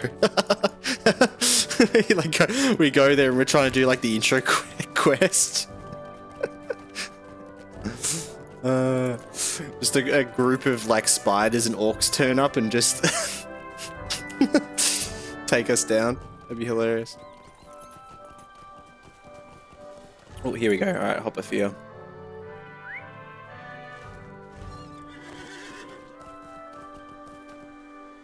Can't remember if the intro puts you in danger. Yeah, that's what I was thinking about as well. Like, it might just keep you in that safe starting area and get you to do some things, but yeah, if it's anything to do with going outside, like, no way I'm doing that.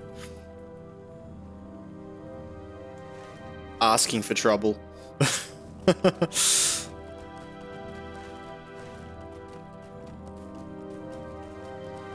Yeah, we're not going PvP. It's like, that's like people on like RuneScape doing like hardcore counts going like, go to the Wildy, go farm the Wildy boss, go do the Wildy quest. It's like, no, we're not going to.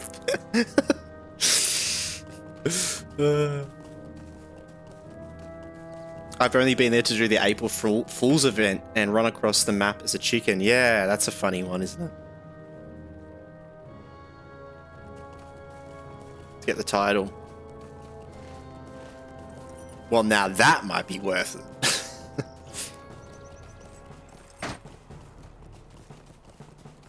Totally worth it for a title. It's like falling down the Moria well. We get a title for falling down the Moria well as well, you know, as well as going down a well.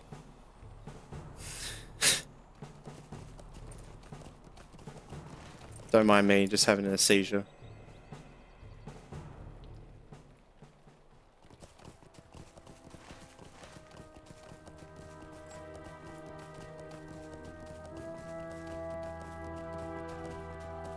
At this time of day, I struggle to run into someone in the moors on purpose. Yeah, he's definitely under, like... So you like to do a bit of PvP and stuff, hey? It's always intrigued me, the PvP. I've never really had much interest in it, but it's a cool thing. I think it's cool that it's there, especially with the monster play. It's just fun, little fun thing, you know? Feels like a little arcadey sort of game mode that you can jump in every now and then. Every now and then, yeah.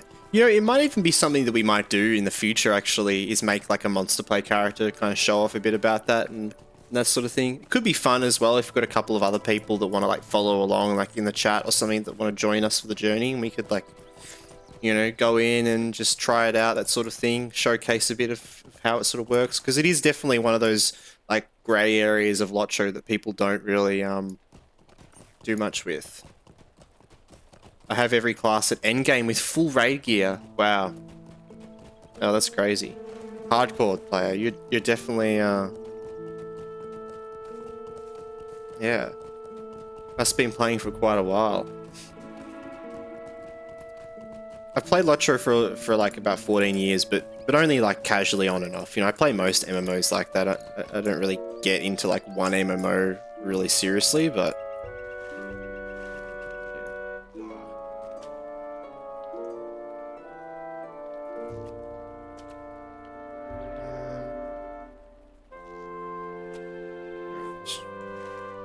what are we talking here? You've been playing for 11 months, 1 week, 5... Is that your in-game played on that character? Or is that just for all, like, your whole account? That's wild.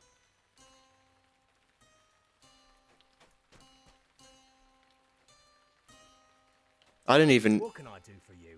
With played on main. Wow, that is incredible. Would you do something for me? Congrats. Like, that's a lot.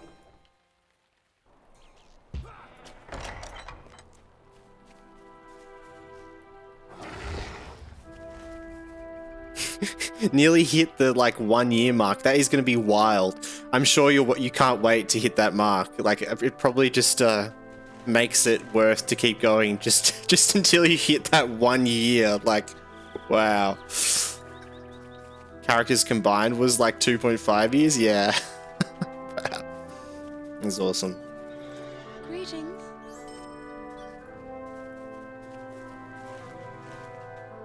Just chill AFK to pad it out, yeah.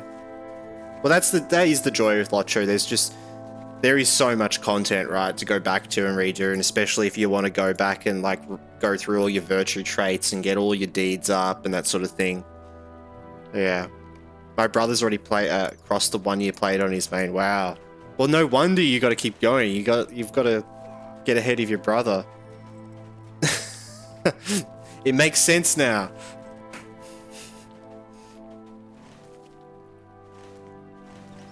All right. So we turned that in. We've got to talk to Aragorn in Rivendell. So let's go to Rivendell. Greetings. What can I do for you? How can I be of service? Rivendell. Ooh.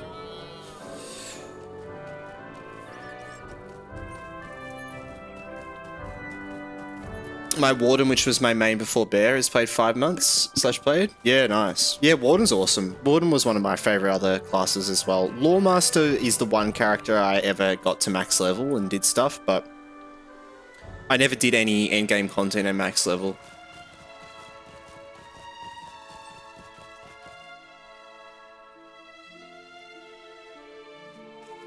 I can just never stick with like a character for that long because I just get bored and have to move on to other things and then come back. And LOTRO is like a seasonal game for me. Most MMOs are. I've played lots of different MMOs.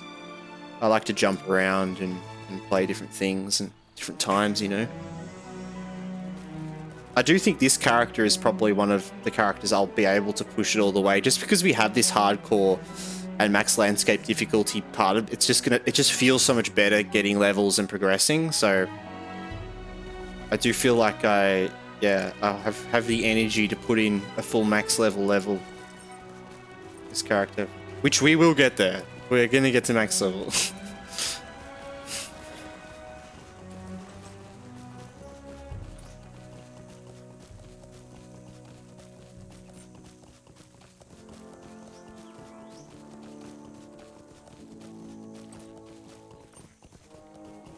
Yeah, I've never really had like a main. I kind of do have one main now, but like my main has always just been whatever character I'm really getting into at the time, you know. Is it even, Schwartz over in YouTube says, is it even possible to reach max level with any other class on highest difficulty? I don't know. I've got no idea. This is the first time I've done any sort of hardcore or even max landscape difficulty. The highest I've done on landscape was like 7. And that was on a warden, and that was really hard. But yeah, without dying. Yeah, I'm not sure. I think Minstrel, I think, would be a really good one. I think you could definitely go through with Minstrel just because heals. I think any class that you can have a good balance of heals and just enough damage, I think is a class that's really viable to go through. I'd say, like, I think it's possible with any class. It's just some you might have to do some really interesting things to get there, you know? Like some classes you may have to take advantage of doing like repeatable quests and that sort of thing, or, you know, I don't know, just to get up because, yeah, like I was thinking about like burglar and that sort of thing, like would be really hard. I'm not sure. Yeah, we picked a good class, that's for sure. This is my first time playing Bjorning, like past level 10, so it's all new for me as well. The Dark Lord's here again.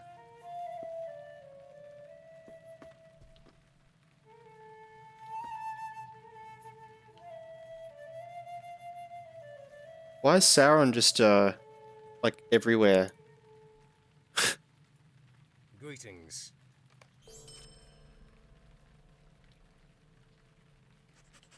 Burglar might work. Warden is also good in mini, like you said. Yeah, true. Well, I guess that's the thing. The burglar, I'm not sure. It could also be great because, like, of stuns, and I'm not sure. I haven't played burglar for ages, so I have no idea. But wasn't burglar reworked recently? Maybe it was. I'm not sure. The last reworks I remember was like when they reworked like Guardian and Minstrel, I think.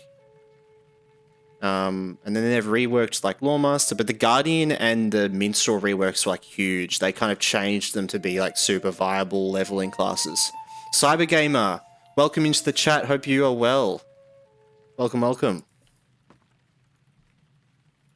I thank you for this news. Heavy armor, agility.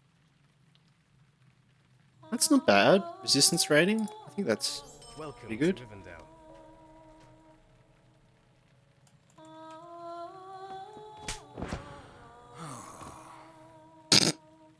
I died, guys. Well, that's it. That's it, guys. Sauron decided it's over. Looks like that's that's the end of the character.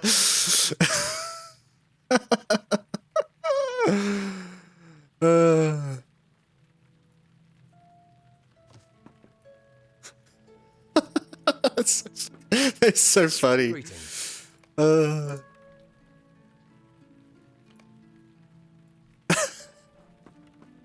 Wait, I'll give him a kiss before I leave. Mwah.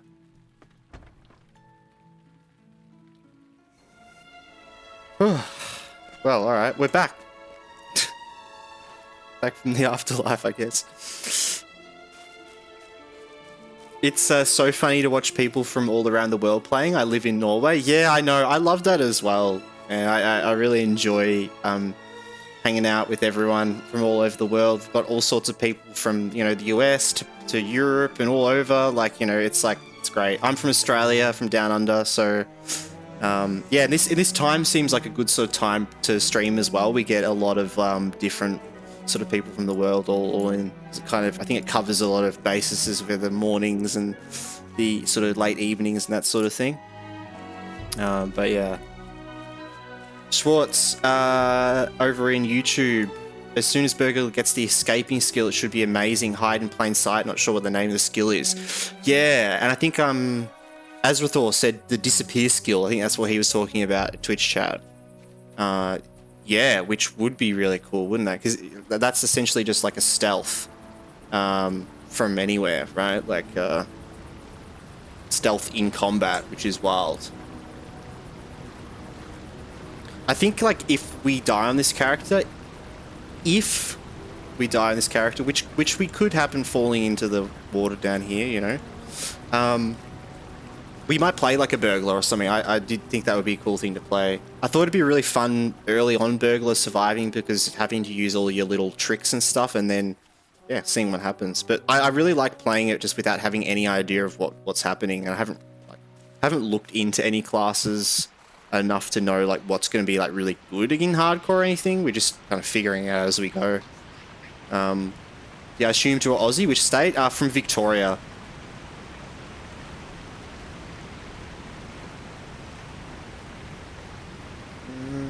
Alright.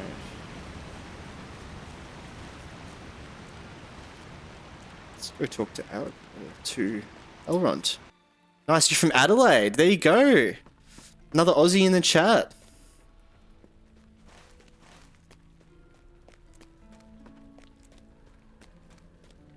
I do love Adelaide. I have lots of family over from Adelaide.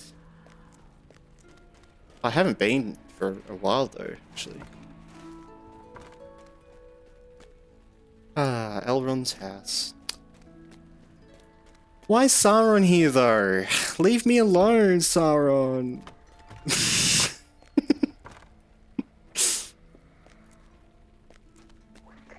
Stealth is most important in early game. Yeah, imagine early game burglary, you just like sneak around and complete little quests and, you know. Schwartz, you from Germany? Nice, nice. I think we've had a couple of people pop in from Germany. Yeah, we've had like people from Sweden, from Norway, from Poland, from Germany. Some people from the US. Yeah. Hope is not in vain. The path you took to my doorstep has been perilous, huge jacked man, and its dangers all too common in these dark days. If you will consent to lend us your aid, it will not be the least of your challenges. Strange fate brings you hither. Welcome to Imladris. It is good that you have come. Rest well, but not too deeply for too long. We have need of adventuring folk, for there is an evil beyond the veil. Not more than 2 months ago, a hobbit by the name of Frodo Baggins and his company were pursued to the ford of Bruin by servants of the enemy. I speak of the Nine, the Nazgul, fell creatures in the service of Sauron. And though the Bruin fell upon them at my command, we have found the steeds of only 8. One of the riders is unaccounted for. My sons set forth with scouts bound to them by friendship to seek this missing rider. I ask that you speak with Eladin at the camp of Thorinhad among the Bruin gorges and lend your aid to the search. We must learn where this Nazgul has gone, and most importantly, his designs.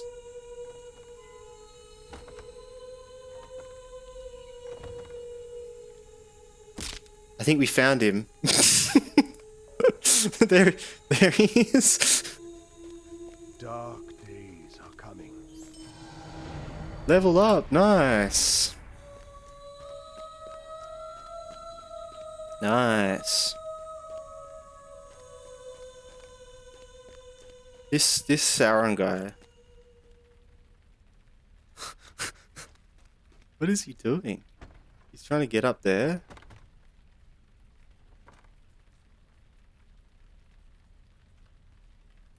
Okay. I think we'll just leave that. He's a menace. He's an absolute menace. That's the we've seen him in another stream. Like 2 streams ago, I like logged out next to him at the party tree. Or maybe it's someone else, because you can You can get an item that makes you look like that. Like, I know it's an item that makes you sort of look like that. But maybe it's actually a different person in the same sort of gear. It would be funny if it was the same person, though. Oh, and we leveled up and we got the bear up skill. Oh. Well, we can revive other people. There you go. That's cool. Yeah, a lot of people have that costume. Yeah, I figured it was a costume, but I guess, yeah, it would be, you wouldn't be able to tell between, like, different people. And it's from the fall festival, yeah. Yeah, I remember they have, like, a couple of costumes you can get from there.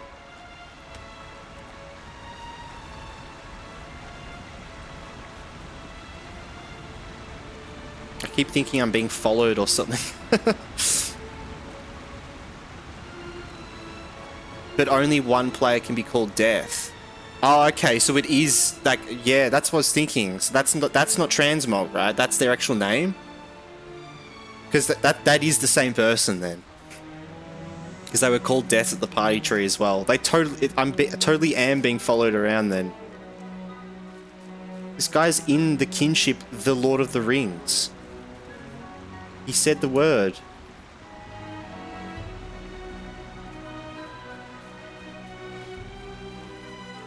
Otherwise, it would be Death-1. True, yeah, yeah. I wasn't sure, like, if the whole thing was part of the transmog as well, but I mean, it makes sense, doesn't it? He usually chills at the party tree, yeah, fair. Maybe I'm being followed. Well, yeah, this book quest is at our level. I don't know if we just want to go there and get a couple of levels under our belt, or... Let's head back to Evandim. Because these quests are going to get sort of out of our level range. Let's go over... Where is it? There it is. I remember that skill playing in a duo and love the name. Saying to the person they have to bear up. Oh, true, yeah. Yep. It's Death again. Like when you're reviving them. Bear up. Lovely. Back here. How can I be of service? Should we read the journal? Let's just, yeah, cool. So we can just go up here.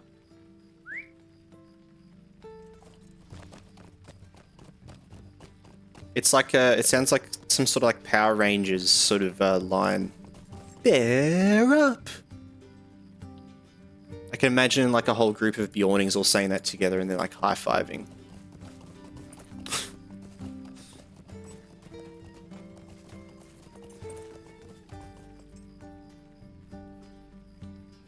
Swear, if we see that, if we see Death again, I'm big followed.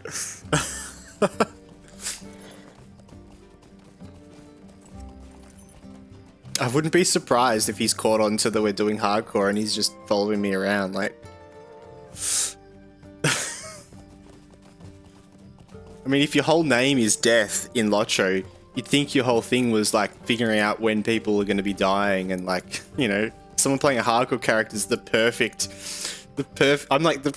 Yeah. I'm the perfect prey for him.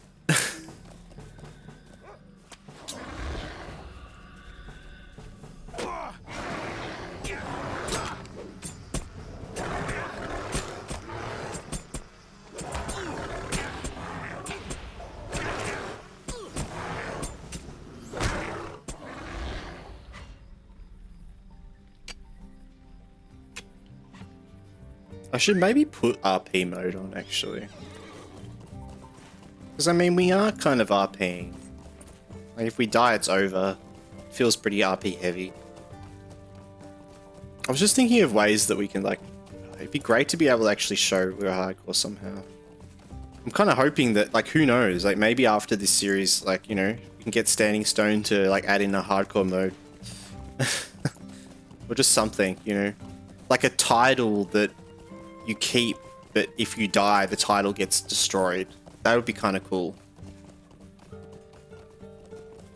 And that would be like really simple. Just a simple way of doing it that's not too like I don't want like some system you have to go into and pick or anything like that, but just something really simple like that.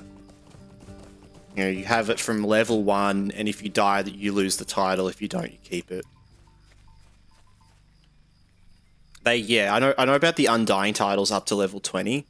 That's something that actually was like you got from level 1, and if you die, the title gets deleted. So it's more of a title that you can only have on if you currently haven't died yet.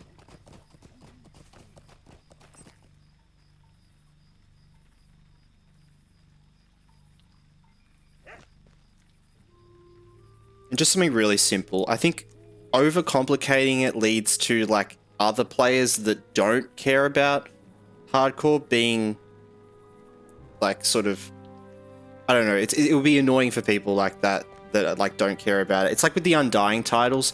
If they had Undying titles up to like max level, I think it would be a bit too much, because even as like a normal player, you kind of want to get your Undying titles. If you get to level 20, it feels like such an achievement and a relief, like, I've done it. Cool, now I can relax and, you know, I've got my Undying titles, I've done my completionism, but I can keep going. If it was all the way, I feel like it would be, you know, it just wouldn't have as much sort of meaning or something. I don't know. It would alienate people. Yeah.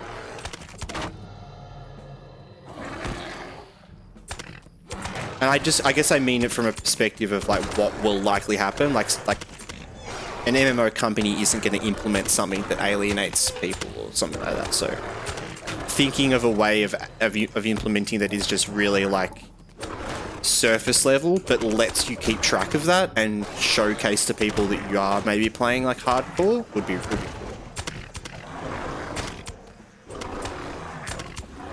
And don't like attach it to a deed or anything like that. It's just, yeah, title you have. If you die, the title goes away.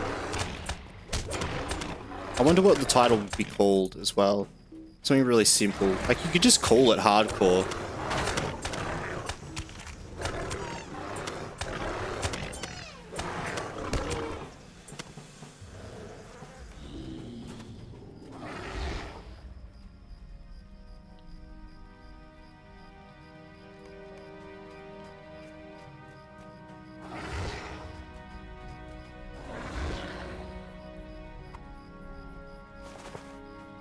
Yeah, something more like lore-based, like Lord of the Rings sort of accurate would be nice.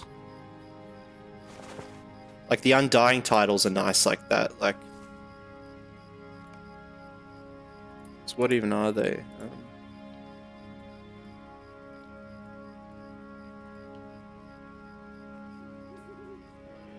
Yeah, like the Wary, the Unscathed, the Undying, the Undefeated, the Indomitable.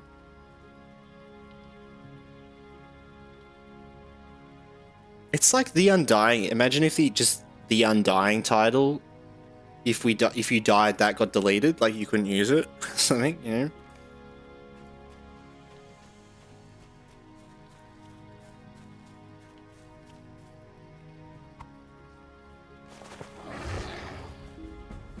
I'm sure they've talked about it before, like Standing Stone Games, because I mean the whole hardcore thing has kind of gotten very popular among like WoW and then RuneScape and other MMOs. It's kind of spread around, so I wouldn't be surprised if they've discussed it.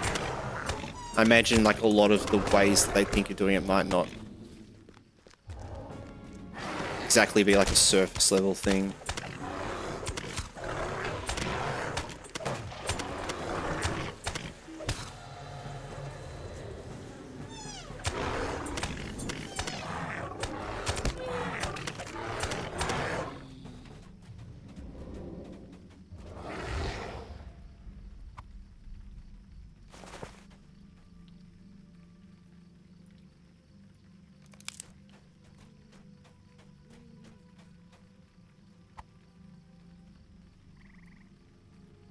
Or it could even just not be a title at all, because the title kind of, even there being a title for it feels like kind of just sort of strange. I don't know, like kind Kind of makes me think like how with RP mode, how you can type like /RP on and you can your name tag goes white.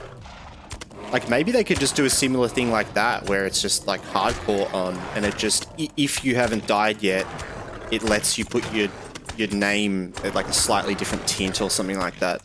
Maybe it's like a reddish color or something. So then it's not an actual sort of mechanic in the game. Like it's not like a deed or a title or any collection-y sort of thing. It's just a complete visual thing.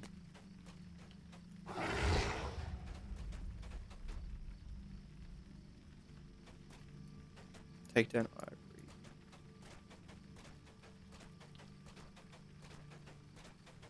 I'm putting out the it into the world for standing stones. It's like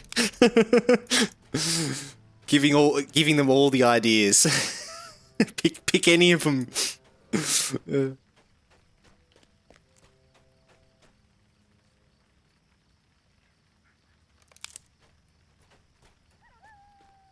Because I think that is one of the things that Lord of the Rings Online, like Standing Stones and before them Turbine, were and are really good at, is creating an environment that everyone feels comfortable in and sort of no one feels alienated.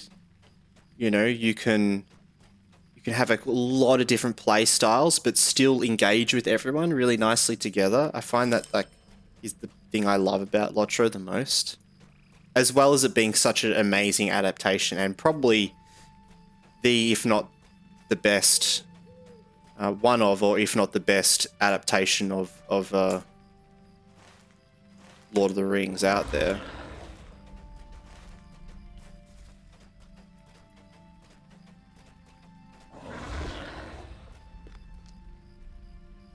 Something simple yet noticeable would be key, yeah. And I think that's with the RP mode that we can turn on and off. That feels something like that because there's no like collection system for any, like that death guy had RP mode on, which is why his name tag was white, right?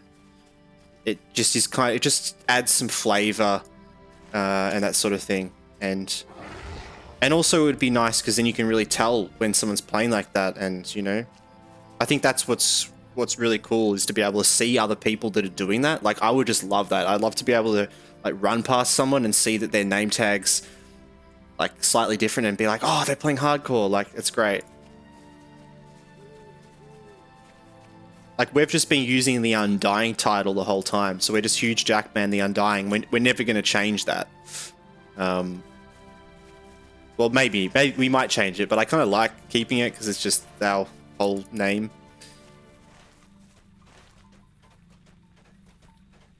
Do we have to do this again? Yes. Over here, yeah.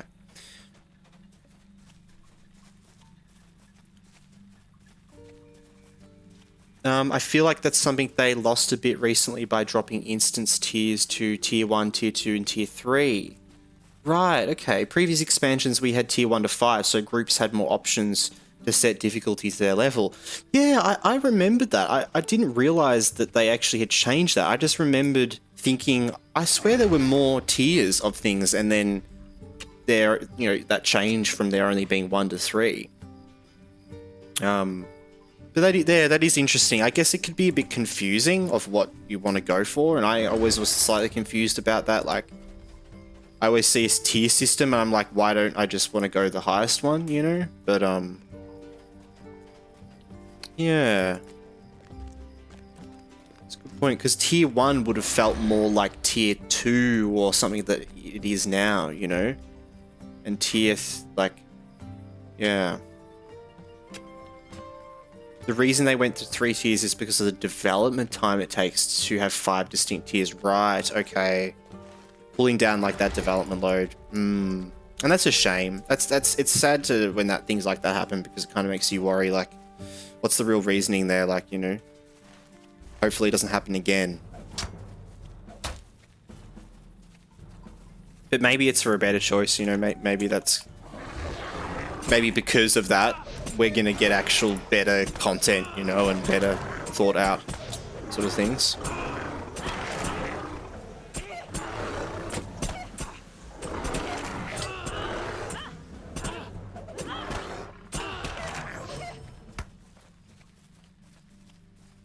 I'm definitely one to get stuck in the older areas of LOTRO, so I'm not as reliant on, you know, later content being great. Because I barely ever get there, you know. But I can understand for people that, you know, like you say, you've got max level characters or every class, so, you know, you'd be all about doing that endgame content.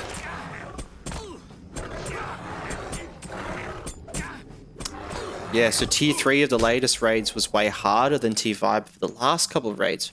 Right, so that's even wilder. Because it would feel like...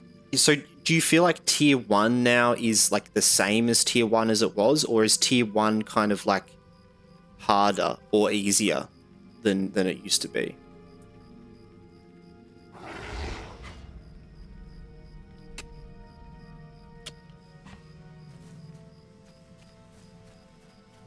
Tier 1 is fairly similar, maybe slightly harder. Yeah, okay. Yeah, that's really strange. So you kind of have tier 1, tier 2, which is somewhere in between, and then tier 3, which is like almost like tier equivalent to like a tier 6 or a tier 7, you know?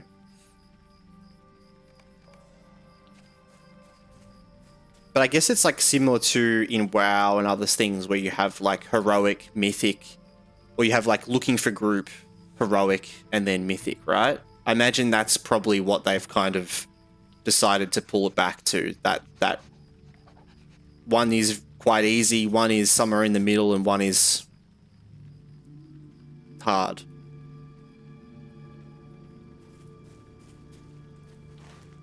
Or they have normal as well, don't they? Hopefully they focus on leveling then if they sacrifice the instances. Yeah. I honestly, like... Personally, I love all the work they've done on early mid-game content in the game, because the game is always here. This whole world is always here, and they haven't destroyed the content as they brought out games, similar to how kind of WoW has over time. When new expansions have come out in WoW, the previous content has become irrelevant, apart from cosmetics and collections. But in Lord of the Rings Online, you still level through the whole game to get to max level. So I really like it that they've been slowly adding in new things along the way.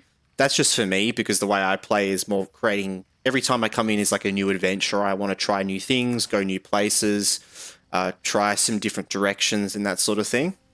But it's that balance of an MMO, of balancing working on stuff like that and then also working on the actual endgame progressive content for people that play and engage with that.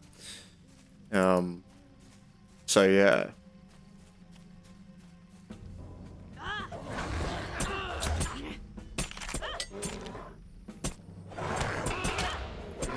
Tier 2 is slightly harder than... Yeah.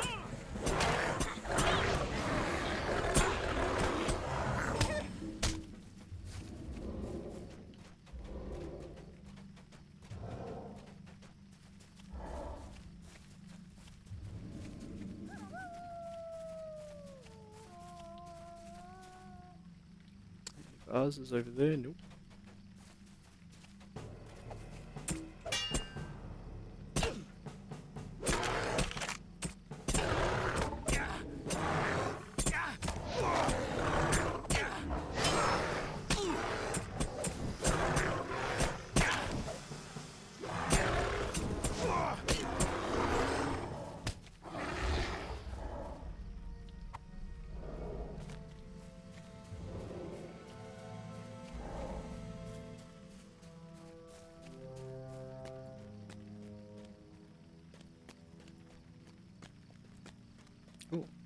Seals.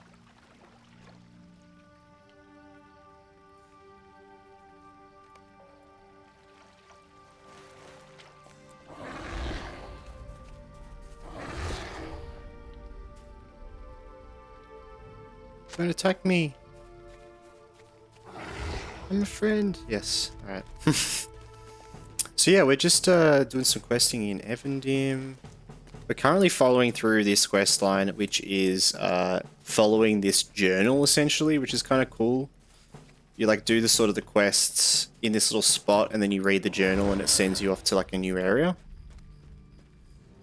I really like Evendim. I find that there's just a lot of really different styled questing throughout the area. You start off in like this hobbit area with very hobbit based quests, all about creating this like events, like you're preparing for like a market event festival sort of thing, and you're helping with all the components of that. You know, delivering chickens and collecting buckets of milk and things, and then you kind of get over into more sort of some strange bandity area territory, and then you get up to this, you know, the bridge and the Dunedain and to do with the Dunedain. And then we have just so much more as well. Like, you know, you have story up here, up in the sort of northwest, stories about like sort of tribal dudes and like ents, and like, you know, the Innuminous down here. It's a whole like sort of mini sort of raid zone in a way. Yeah, I really like the diversity of Evendim. Feels kind of like getting to play a whole lot of different areas at once.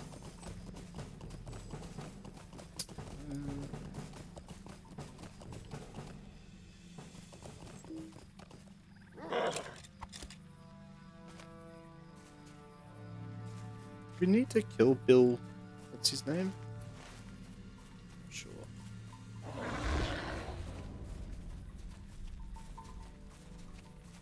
Aha.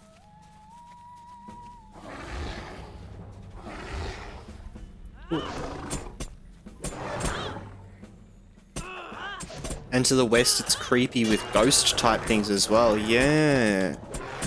You're right as well. Like, oh, yeah, it does.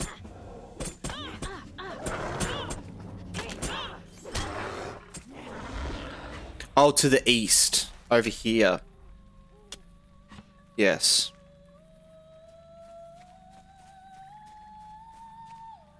But the west over here, yeah, there's also like this sort of corrupt ents and that sort of thing down here.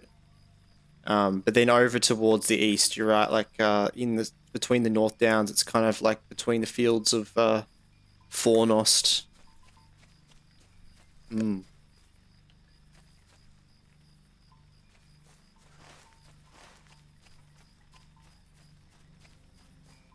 Yeah, it's a great kind of like in-between zone. It feels like a zone that's kind of nested in between a whole lot of others and then takes elements from those different zones.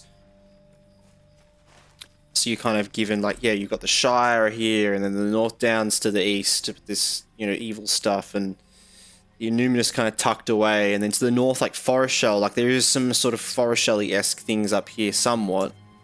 Yeah, I'm directionally challenged.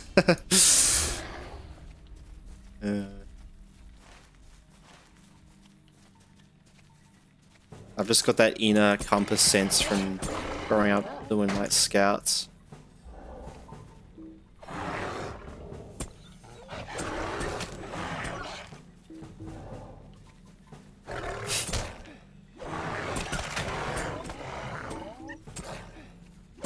Inspect the seals. Where is...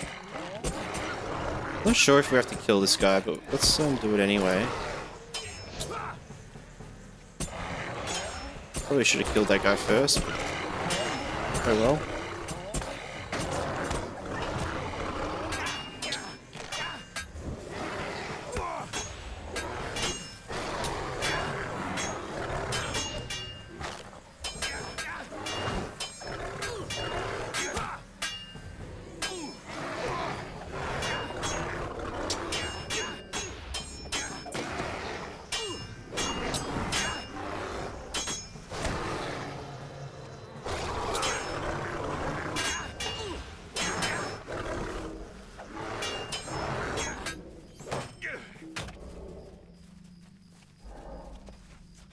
Okay.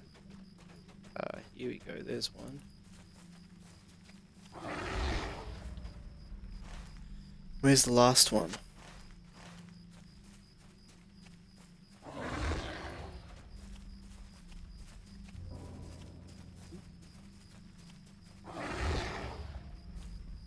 Are you used to the difficulty now? How's it going to feel playing? How's it going feeling playing normal again, I wonder? Like going back to normal. Yeah. I don't know. Like I think I've gotten really used to it now. It would be really weird to go back to normal. That's for sure. I think the last time I played like on a landscape difficulty, which was only on like landscape difficulty 7, but is still quite similar. I noticed like I played it just after I'd been playing like a normal character, and I found it a lot more tedious because I guess I was used to the combat speed on like a normal account. But I think now that, because I had like a big break from playing LOTRO and then I came back and started this character,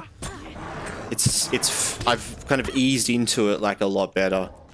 And I definitely it feels just like completely normal. It feels really strange doing an instance and then the instance not having the landscape difficulty, like buffs and all that. And I'm just like destroying dudes. That feels really weird. Oh, we just got friend with the Wardens of the Numinous. Nice.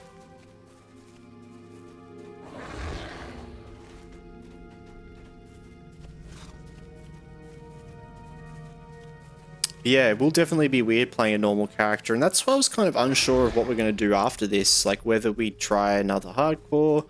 Because like I would like to have a normal account that we would play like on stream that we could level up.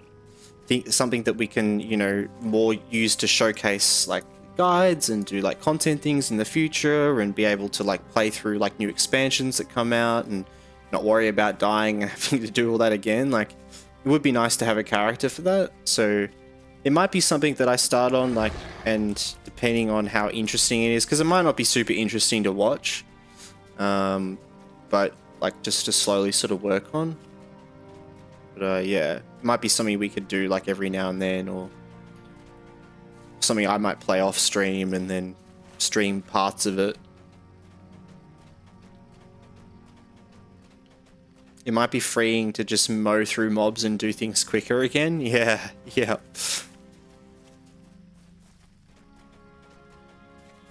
It is nice though. I think like I can be really efficient with games and really fast just because I've just played so many different games, and I just have like a sort of a way of just keeping on top of things. Having the landscape difficulty there has been really nice, because normally I just rush and rush and rush, and if there's nothing holding me back, nothing holds me back. So the landscape difficulties kind of just held me back from like killing mobs really fast and fighting and doing quests really fast. But I can still do all my other things fast. I can be efficient with what quests we're doing and jumping around. So I can still play like that, which is how I like to play. But it's not feeling like it's getting boring at all or anything like that, because we constantly have that landscape difficulty hardness there to just ground us in a way. But yeah.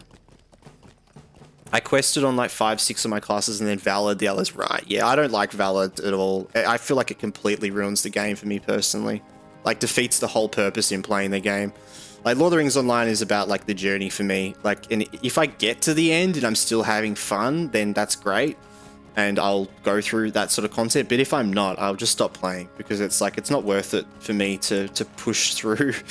Like, you know, I just would prefer go enjoy another game for a while or do something else.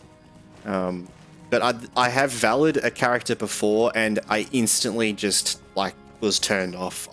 You know, I was actually really upset with it, to be honest, because I leveled this character to like level 50 or so, and then I was like, I just kind of played through a lot of the game, so I was like, you know what, maybe I'll Valor him to max level just so I can play some stuff.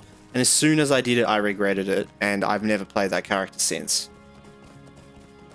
I just have a hard time personally, like, yeah, that. I feel like you could level a character quickly if you wanted. Yeah, exactly. We could definitely do that, and I was kind of thinking maybe depending on where we get up to on the hardcore, I could kind of really quickly level up a character to sort of where we were, and then kind of resume into a normal sort of structured, slower sort of progressive leveling.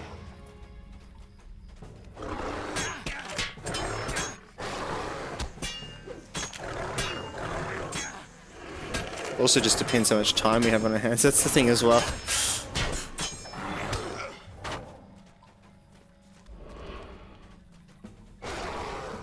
Is there things that we can find here?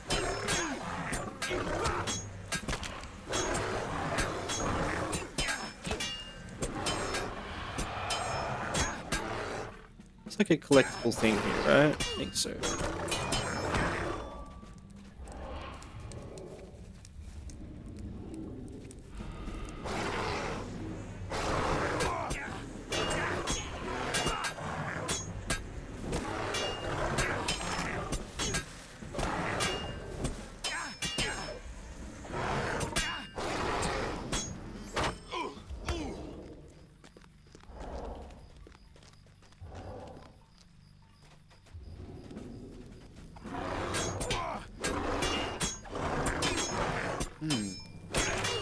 Maybe there's not.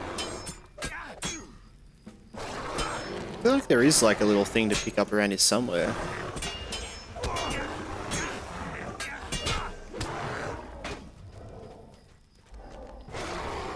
I love that we have this little like corgi running around with us while we're in bear form. Look at him looking up at us like, yes, Papa. One day I will be like you.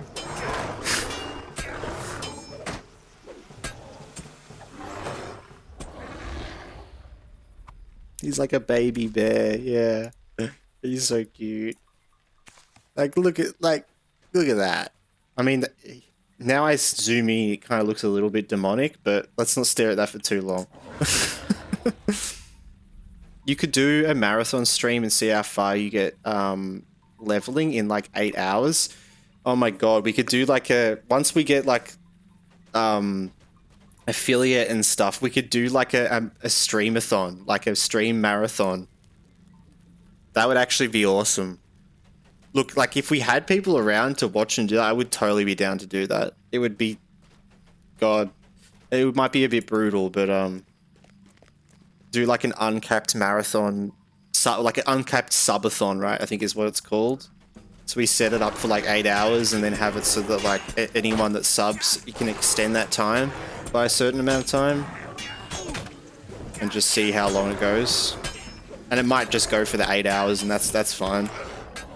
But if people really want to punish me, you can pay to punish.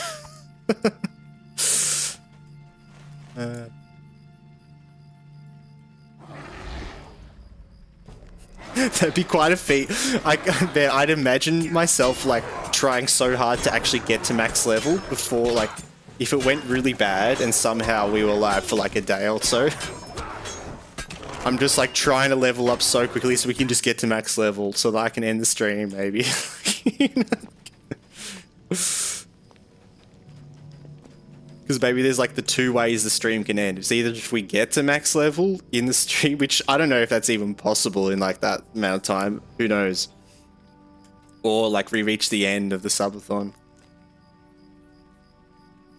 We just need one more there.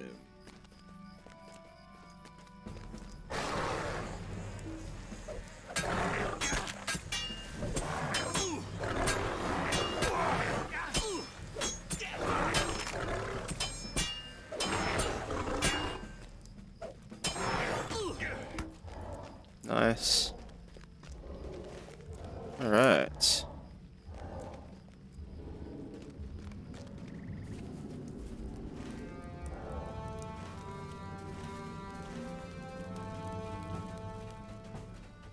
I feel like you'd be awake for days and days trying to get max in one stream. Yeah.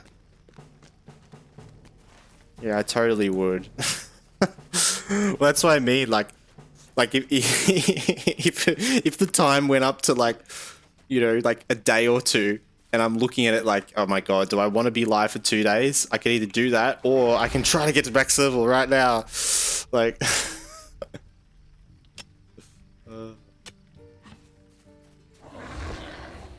some creepy little cliffs here. I don't like that.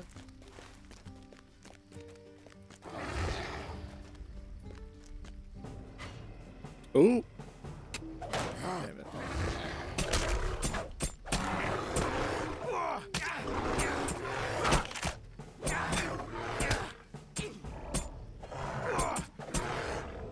Oh, we have control over the Illuminous. So there's a cool little like world buff thing in this area as well.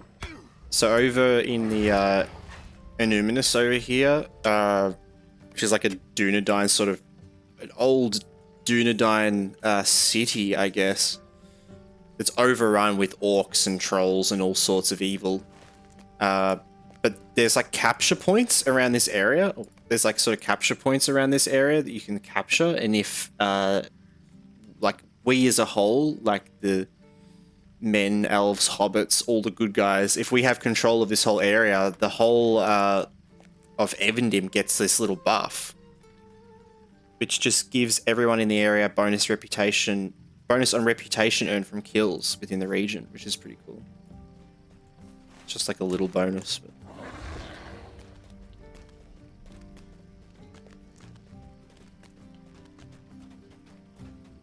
I guess though, when you are doing that, you're not playing through all of Gondor like I do, because I'm a completionist. You'd skip a lot of those areas, like it wouldn't take as long. Yeah, for sure.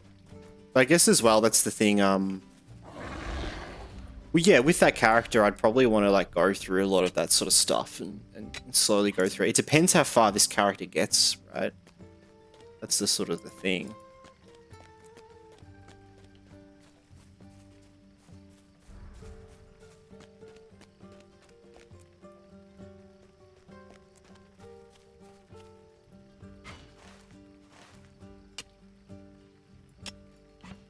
And I don't think I'd want to like turn this character into a normal account or something like that.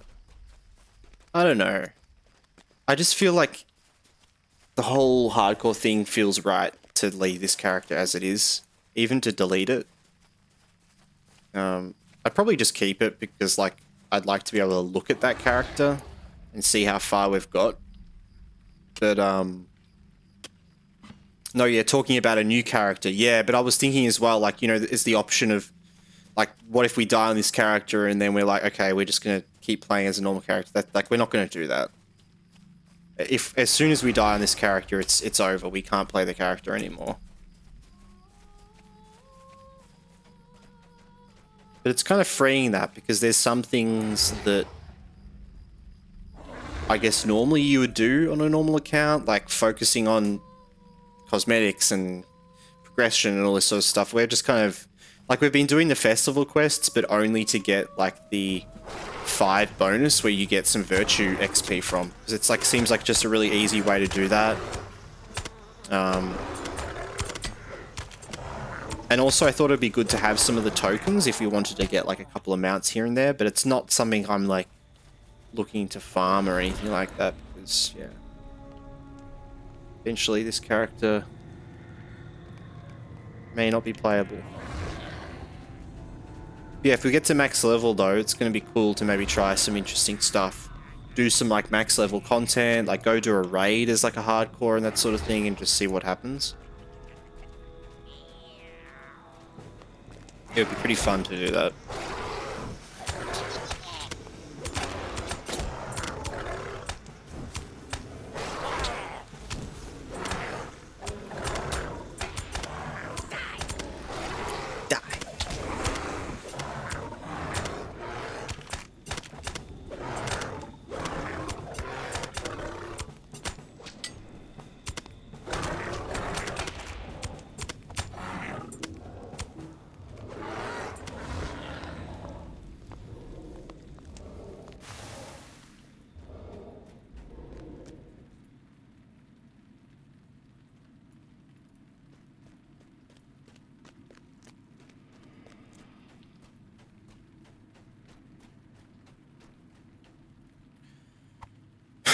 Beveridge, give me some unique survival tips.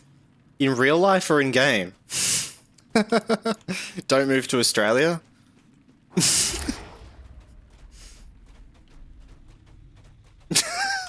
Well, that's the real life one. Don't move to Australia. That's your real life survival tip. In game. In game. I feel like I need to think of like the top 3 things to avoid or look out for. I feel like cliffs, falling off edges and cliffs, Don't crash during combat. Yeah, weirdly, I feel like lag is another one as well, because the game servers, like, it's not perfect, so you have to expect some of that. But that's just me, though. You guys probably have a way better connection. I know, as Uthra, you're in Australia as well, so you know what it's like dealing with the lag from the LOTRO servers. It's like, I mean, we're used to it. It's how we have to live a lot of the time, and we're playing lots of MMOs, right? But it's still... You know, what do I have? 200 ping, so I'm always... I'm always, like, risking it. I want to... Yeah, there you go. You're in 200 as well. Exactly. So, for us down here, I feel like lag is actually something you should... Like, a survival thing. Probably don't have to worry about as much, Dante, that you probably... But I'd say, yeah, falling off cliffs... Small fellowship quests and fellowship quests as well. That's probably a big thing to look at. Like, when you're questing, like, looking into... any quest here, you can see sort of underneath it, it will tell you, and I'll see if I have any. Like this, for example, says it's a fellowship quest. So they're designed around 5 people normally. You can definitely pull them off with like 3, and like, of course. I think actually fellowships might even be designed more around 3 people, and small fellowship is designed around 2 people. So that's probably another thing to look out for survivability. That's definitely what I'm looking out for. Like, I'm trying to avoid those sort of missions. But yeah, I still managed to do tier 3 raids. Bigger issue is server lag. True. Yeah, 100%. Because the server lag is actually, yeah, unavoidable. So yeah, that probably is one of the things. Cliffs, falling off cliffs, lag, and group sort of quests, that sort of thing. Running into like a group of guys and not killing them all.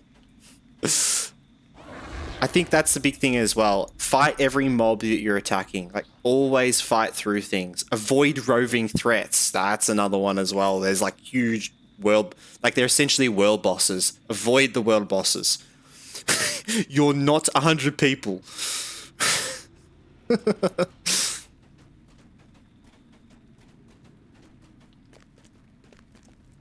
Oh, so my biggest fear when I was level 120, and imagine you could be a lock in some cave and then a wraith would spawn suddenly. Yes, and if you're on the legendary servers, wraiths are a whole other thing to definitely, yeah, to definitely avoid, depending on your setup. I remember when I was playing it, I was killing every wraith I could, but I don't know if I was on landscape difficulty.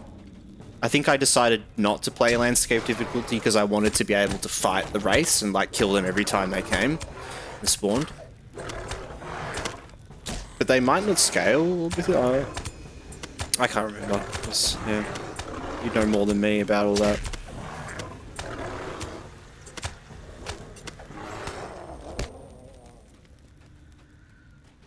Yeah, they scale. They true. Green mobs are like 3 levels lower than you almost, I think. Because it goes white, blue, light blue, green, and then grey. I'm pretty sure. That's it, because it's the same for quests, at least. I think it is for mobs. But I'm not sure exactly what level difference that is. I'm not sure if it goes down 1 level each time. Or it might go down like 1 level, and then 1 level, and then 2 levels or something.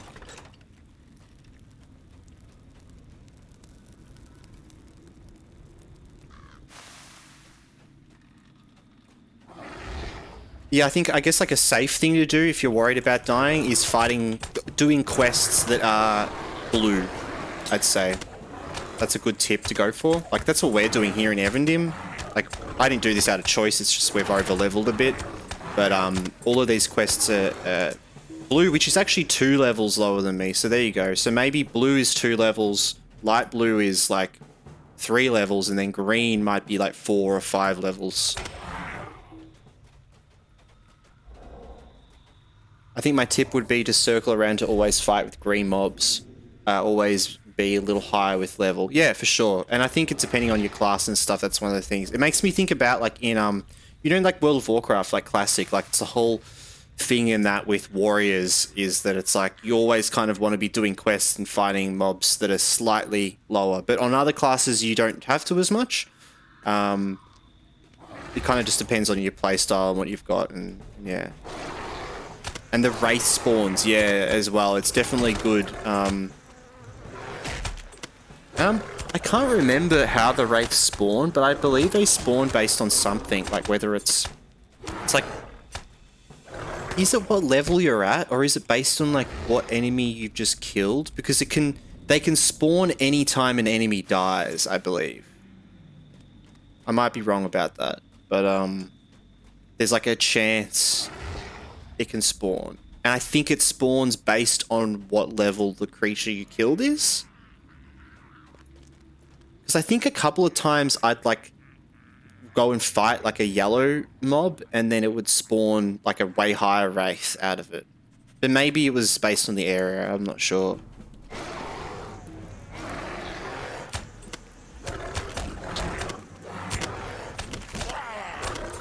I'm the over level queen. It goes hand in hand with being a completionist, but it also makes things a lot easier, for sure, exactly. And that's what I love that about LOTRO though as well, right? Oh, here we go. Azrathor with the stat dump there. Purple is 8 or higher, red is 5 to 7, orange is 3 to 4, yellow is 1 to 2, white is your level, blue is 1 to 2 lower, turquoise is 3 to 5, green is 6 to 8, grey is 9 plus lower. Awesome. There you go. So that's really cool. So most of them are like 1 to 2 level ranges, except for like turquoise and red, which are actually like 3. Interesting. Knowledge incoming, yeah. Thank you for that knowledge.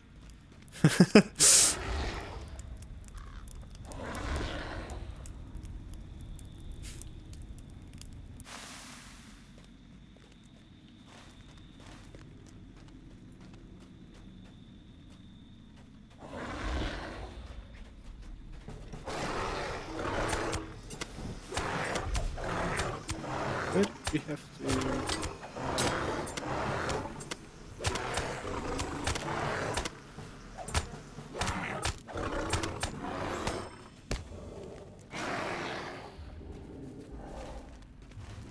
Maybe outside? The wrath spawns at just a % chance on any mob and then goes on cooldown. Okay. Do you know what decides what level they spawn at, the wraiths? Like whether it's based on what level the mobs are, or if it's based on what level you are?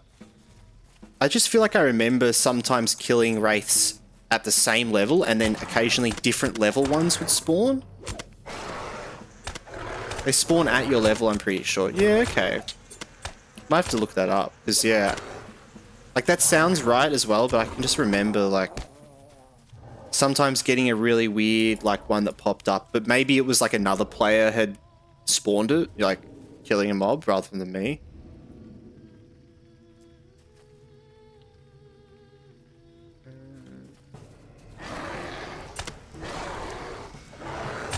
Because I do remember that sometimes they have a range, because sometimes they spawn lower than you. Like sometimes you'll see one spawn and they're blue.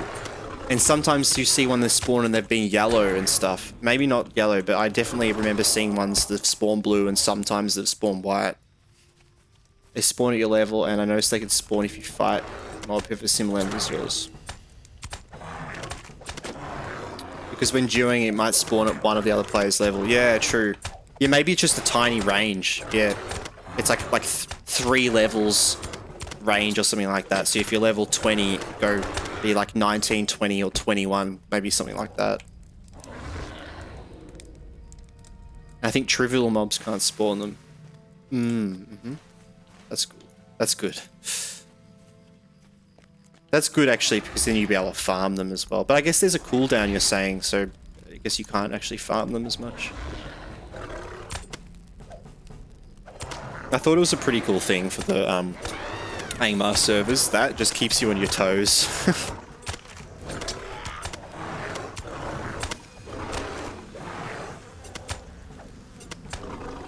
cooldown is like 5 minutes, right? Okay. So I guess, yeah, kind of similar with landscape difficulty, how we have the red eye thing that can spawn, you know? It's like every now and then. Alright. Is that it? Ooh. Excuse me. That's it, right? The goblins have fled, terrified of whatever may roam in the darkness. You reach the end of the journal. Cool. So that's a pretty cool little quest. Like, as soon as you get into Tinnidur, you get this journal. It takes you around all these little places, just like one journal. And we did like a heap of quests, and then we also have all these other extra ones to turn in. Yeah. This is the cool sort of like area over here. It's like very dark and creepy. There's all the... Further to the east over there is where all the sort of the wraiths and the ghosts are. Yeah, I noticed you're not getting the eye puddle that much. Did they scale it down? When I tried high difficulty on release, you get the eye like every other fight. 100%. No, yeah, I think you're right on that, because when I played landscape difficulty, it was the same as well. I was getting it all the time, and it was quite a lot. But I wasn't on max, I was on 7. But it's still the same chance, I think. But this run through, I have noticed it's a lot less. Occasionally, though, I get really unlucky sometimes, and it will just like happen on me multiple times.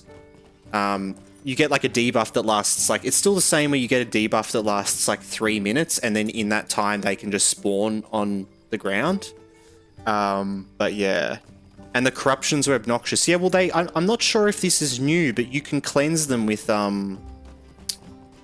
like corruption cleansers now. I'm not sure if you could when they first released it, but I could also just be dumb and not have realized that, because I only realized that on this character, that you could actually cleanse those from the enemies. You could before too. Yeah, okay, that's good.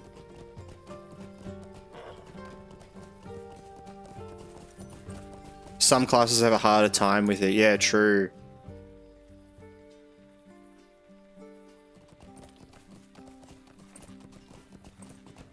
Bjorning corruption removal is one of the best, really. Well, there you go. Bjorning's just good at everything, man.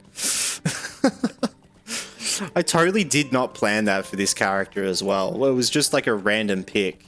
Like Alette actually suggested it, because it's Alette's main character is a Bjorning, and I have never really played Bjorning at all. I enjoyed playing Bjorning and, you know, getting her to help me with content in the game, and that was about it. But yeah, like, it was totally not planned. It was just like, all right, let's try it out, let's see how it goes for hardcore. And it's, yeah, definitely probably the best class for hardcore, I reckon. I think that like there might be a couple of classes that tie similar, like Minstrel in particular. I feel like Minstrel would be really good, because especially since they did the changes with them, they've like got really good damage, right? And their heals are constant. But I feel like with Bjorning, you just have your initial heals are a lot more. Yeah. Probably is the best. Yeah, yeah. So we picked the right one at least. That's good. Greetings. Super tanky and good damage. And that's the good thing as well, yeah, is that like our damage even on blue line is pretty good. So we're still able to out damage mobs rather than just hitting a brick wall constantly, which I feel like when I played my Warden on landscape difficulty, it was really hard. Like you're constantly comboing to try to get those heals, and then you're constantly trying to combo to get good damage, and then you get a tiny bit of lag and it messes everything up. Like, yeah. I knew it would be great because I'm not the best MMO player, and I was able to solo the whole game with Bjorning, and that was red line too, not even blue line. Yeah, yeah. Because it's great for a lot of like doing instance content and stuff as well, just not normal mode, you know, but going back and doing like sort of harder content, or as you're leveling, being able to do like the small fellowship and the fellowship quests and that sort of thing.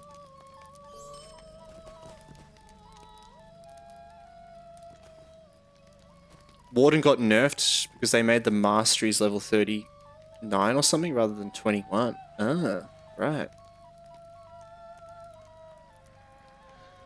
Greetings.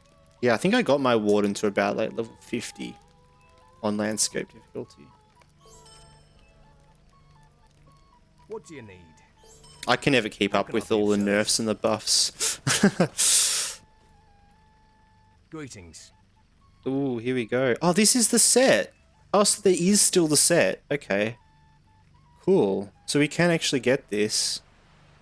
Do we have a Bjorning one though? Or even is there a Bjorning one? Oh, maybe there's not. I think the Bjorning one is this one. Boots of the Noble Beast, because... Maybe.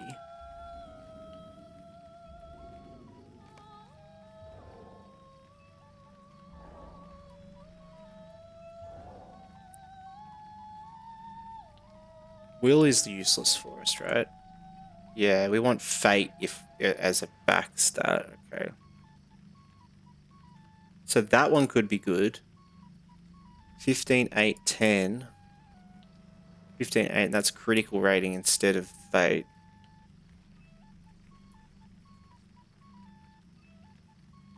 And we do get like a set bonus from this one as well.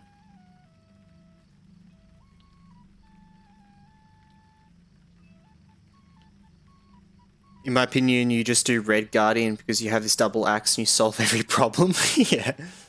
Do you have any heals though with Red Guardian at all? Because like I feel like without a heal, you have to pull off some pretty hectic stuff to survive hardcore. I don't get why they changed up the classes so much in the last few years. Yeah. It's a shame some of them have been great. Like the Guardian changes were awesome. The Minstrel changes were awesome. There's been a heap. I think the Burglar was mentioned that it's been updated as well, and that sounds great. But I can't believe they nerfed Lawmaster. I was so sad. Lawmaster was my main at the time, and I just enjoyed like I know they kind of changed it in a way, but I liked being a red line and then just having my pet out hanging around. Doing just like for RP purposes, kind of. And they nerfed it so that the red line, your pets are like skills that your pet comes up, it doesn't attack rather than just being summoned all the time. If you're a blue line, you can have your pets out all the time, which is cool. But yeah. Red line Lawmaster lost the pet, but it's currently the strongest DPS at any game. Yeah, it's like, yeah, it's a shame.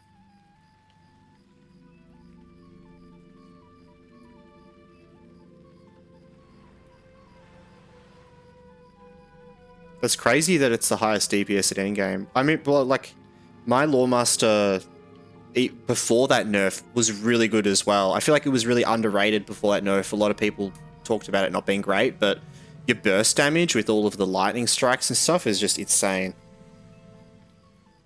And Burglar and Hunter were the most recent right, so I didn't even know Hunter was reworked. Oh, that's interesting.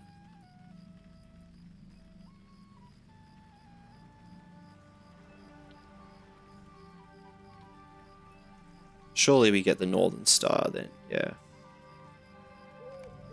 Could I speak with you a moment?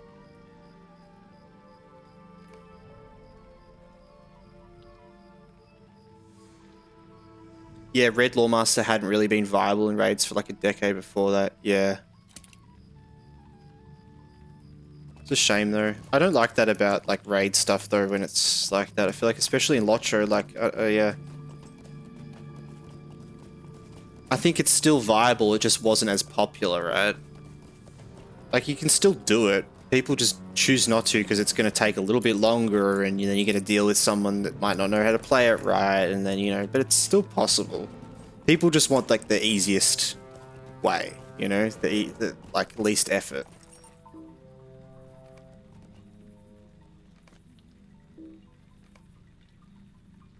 Grey is the shadow upon my heart. What can I do for you? So I think we actually want to get, like...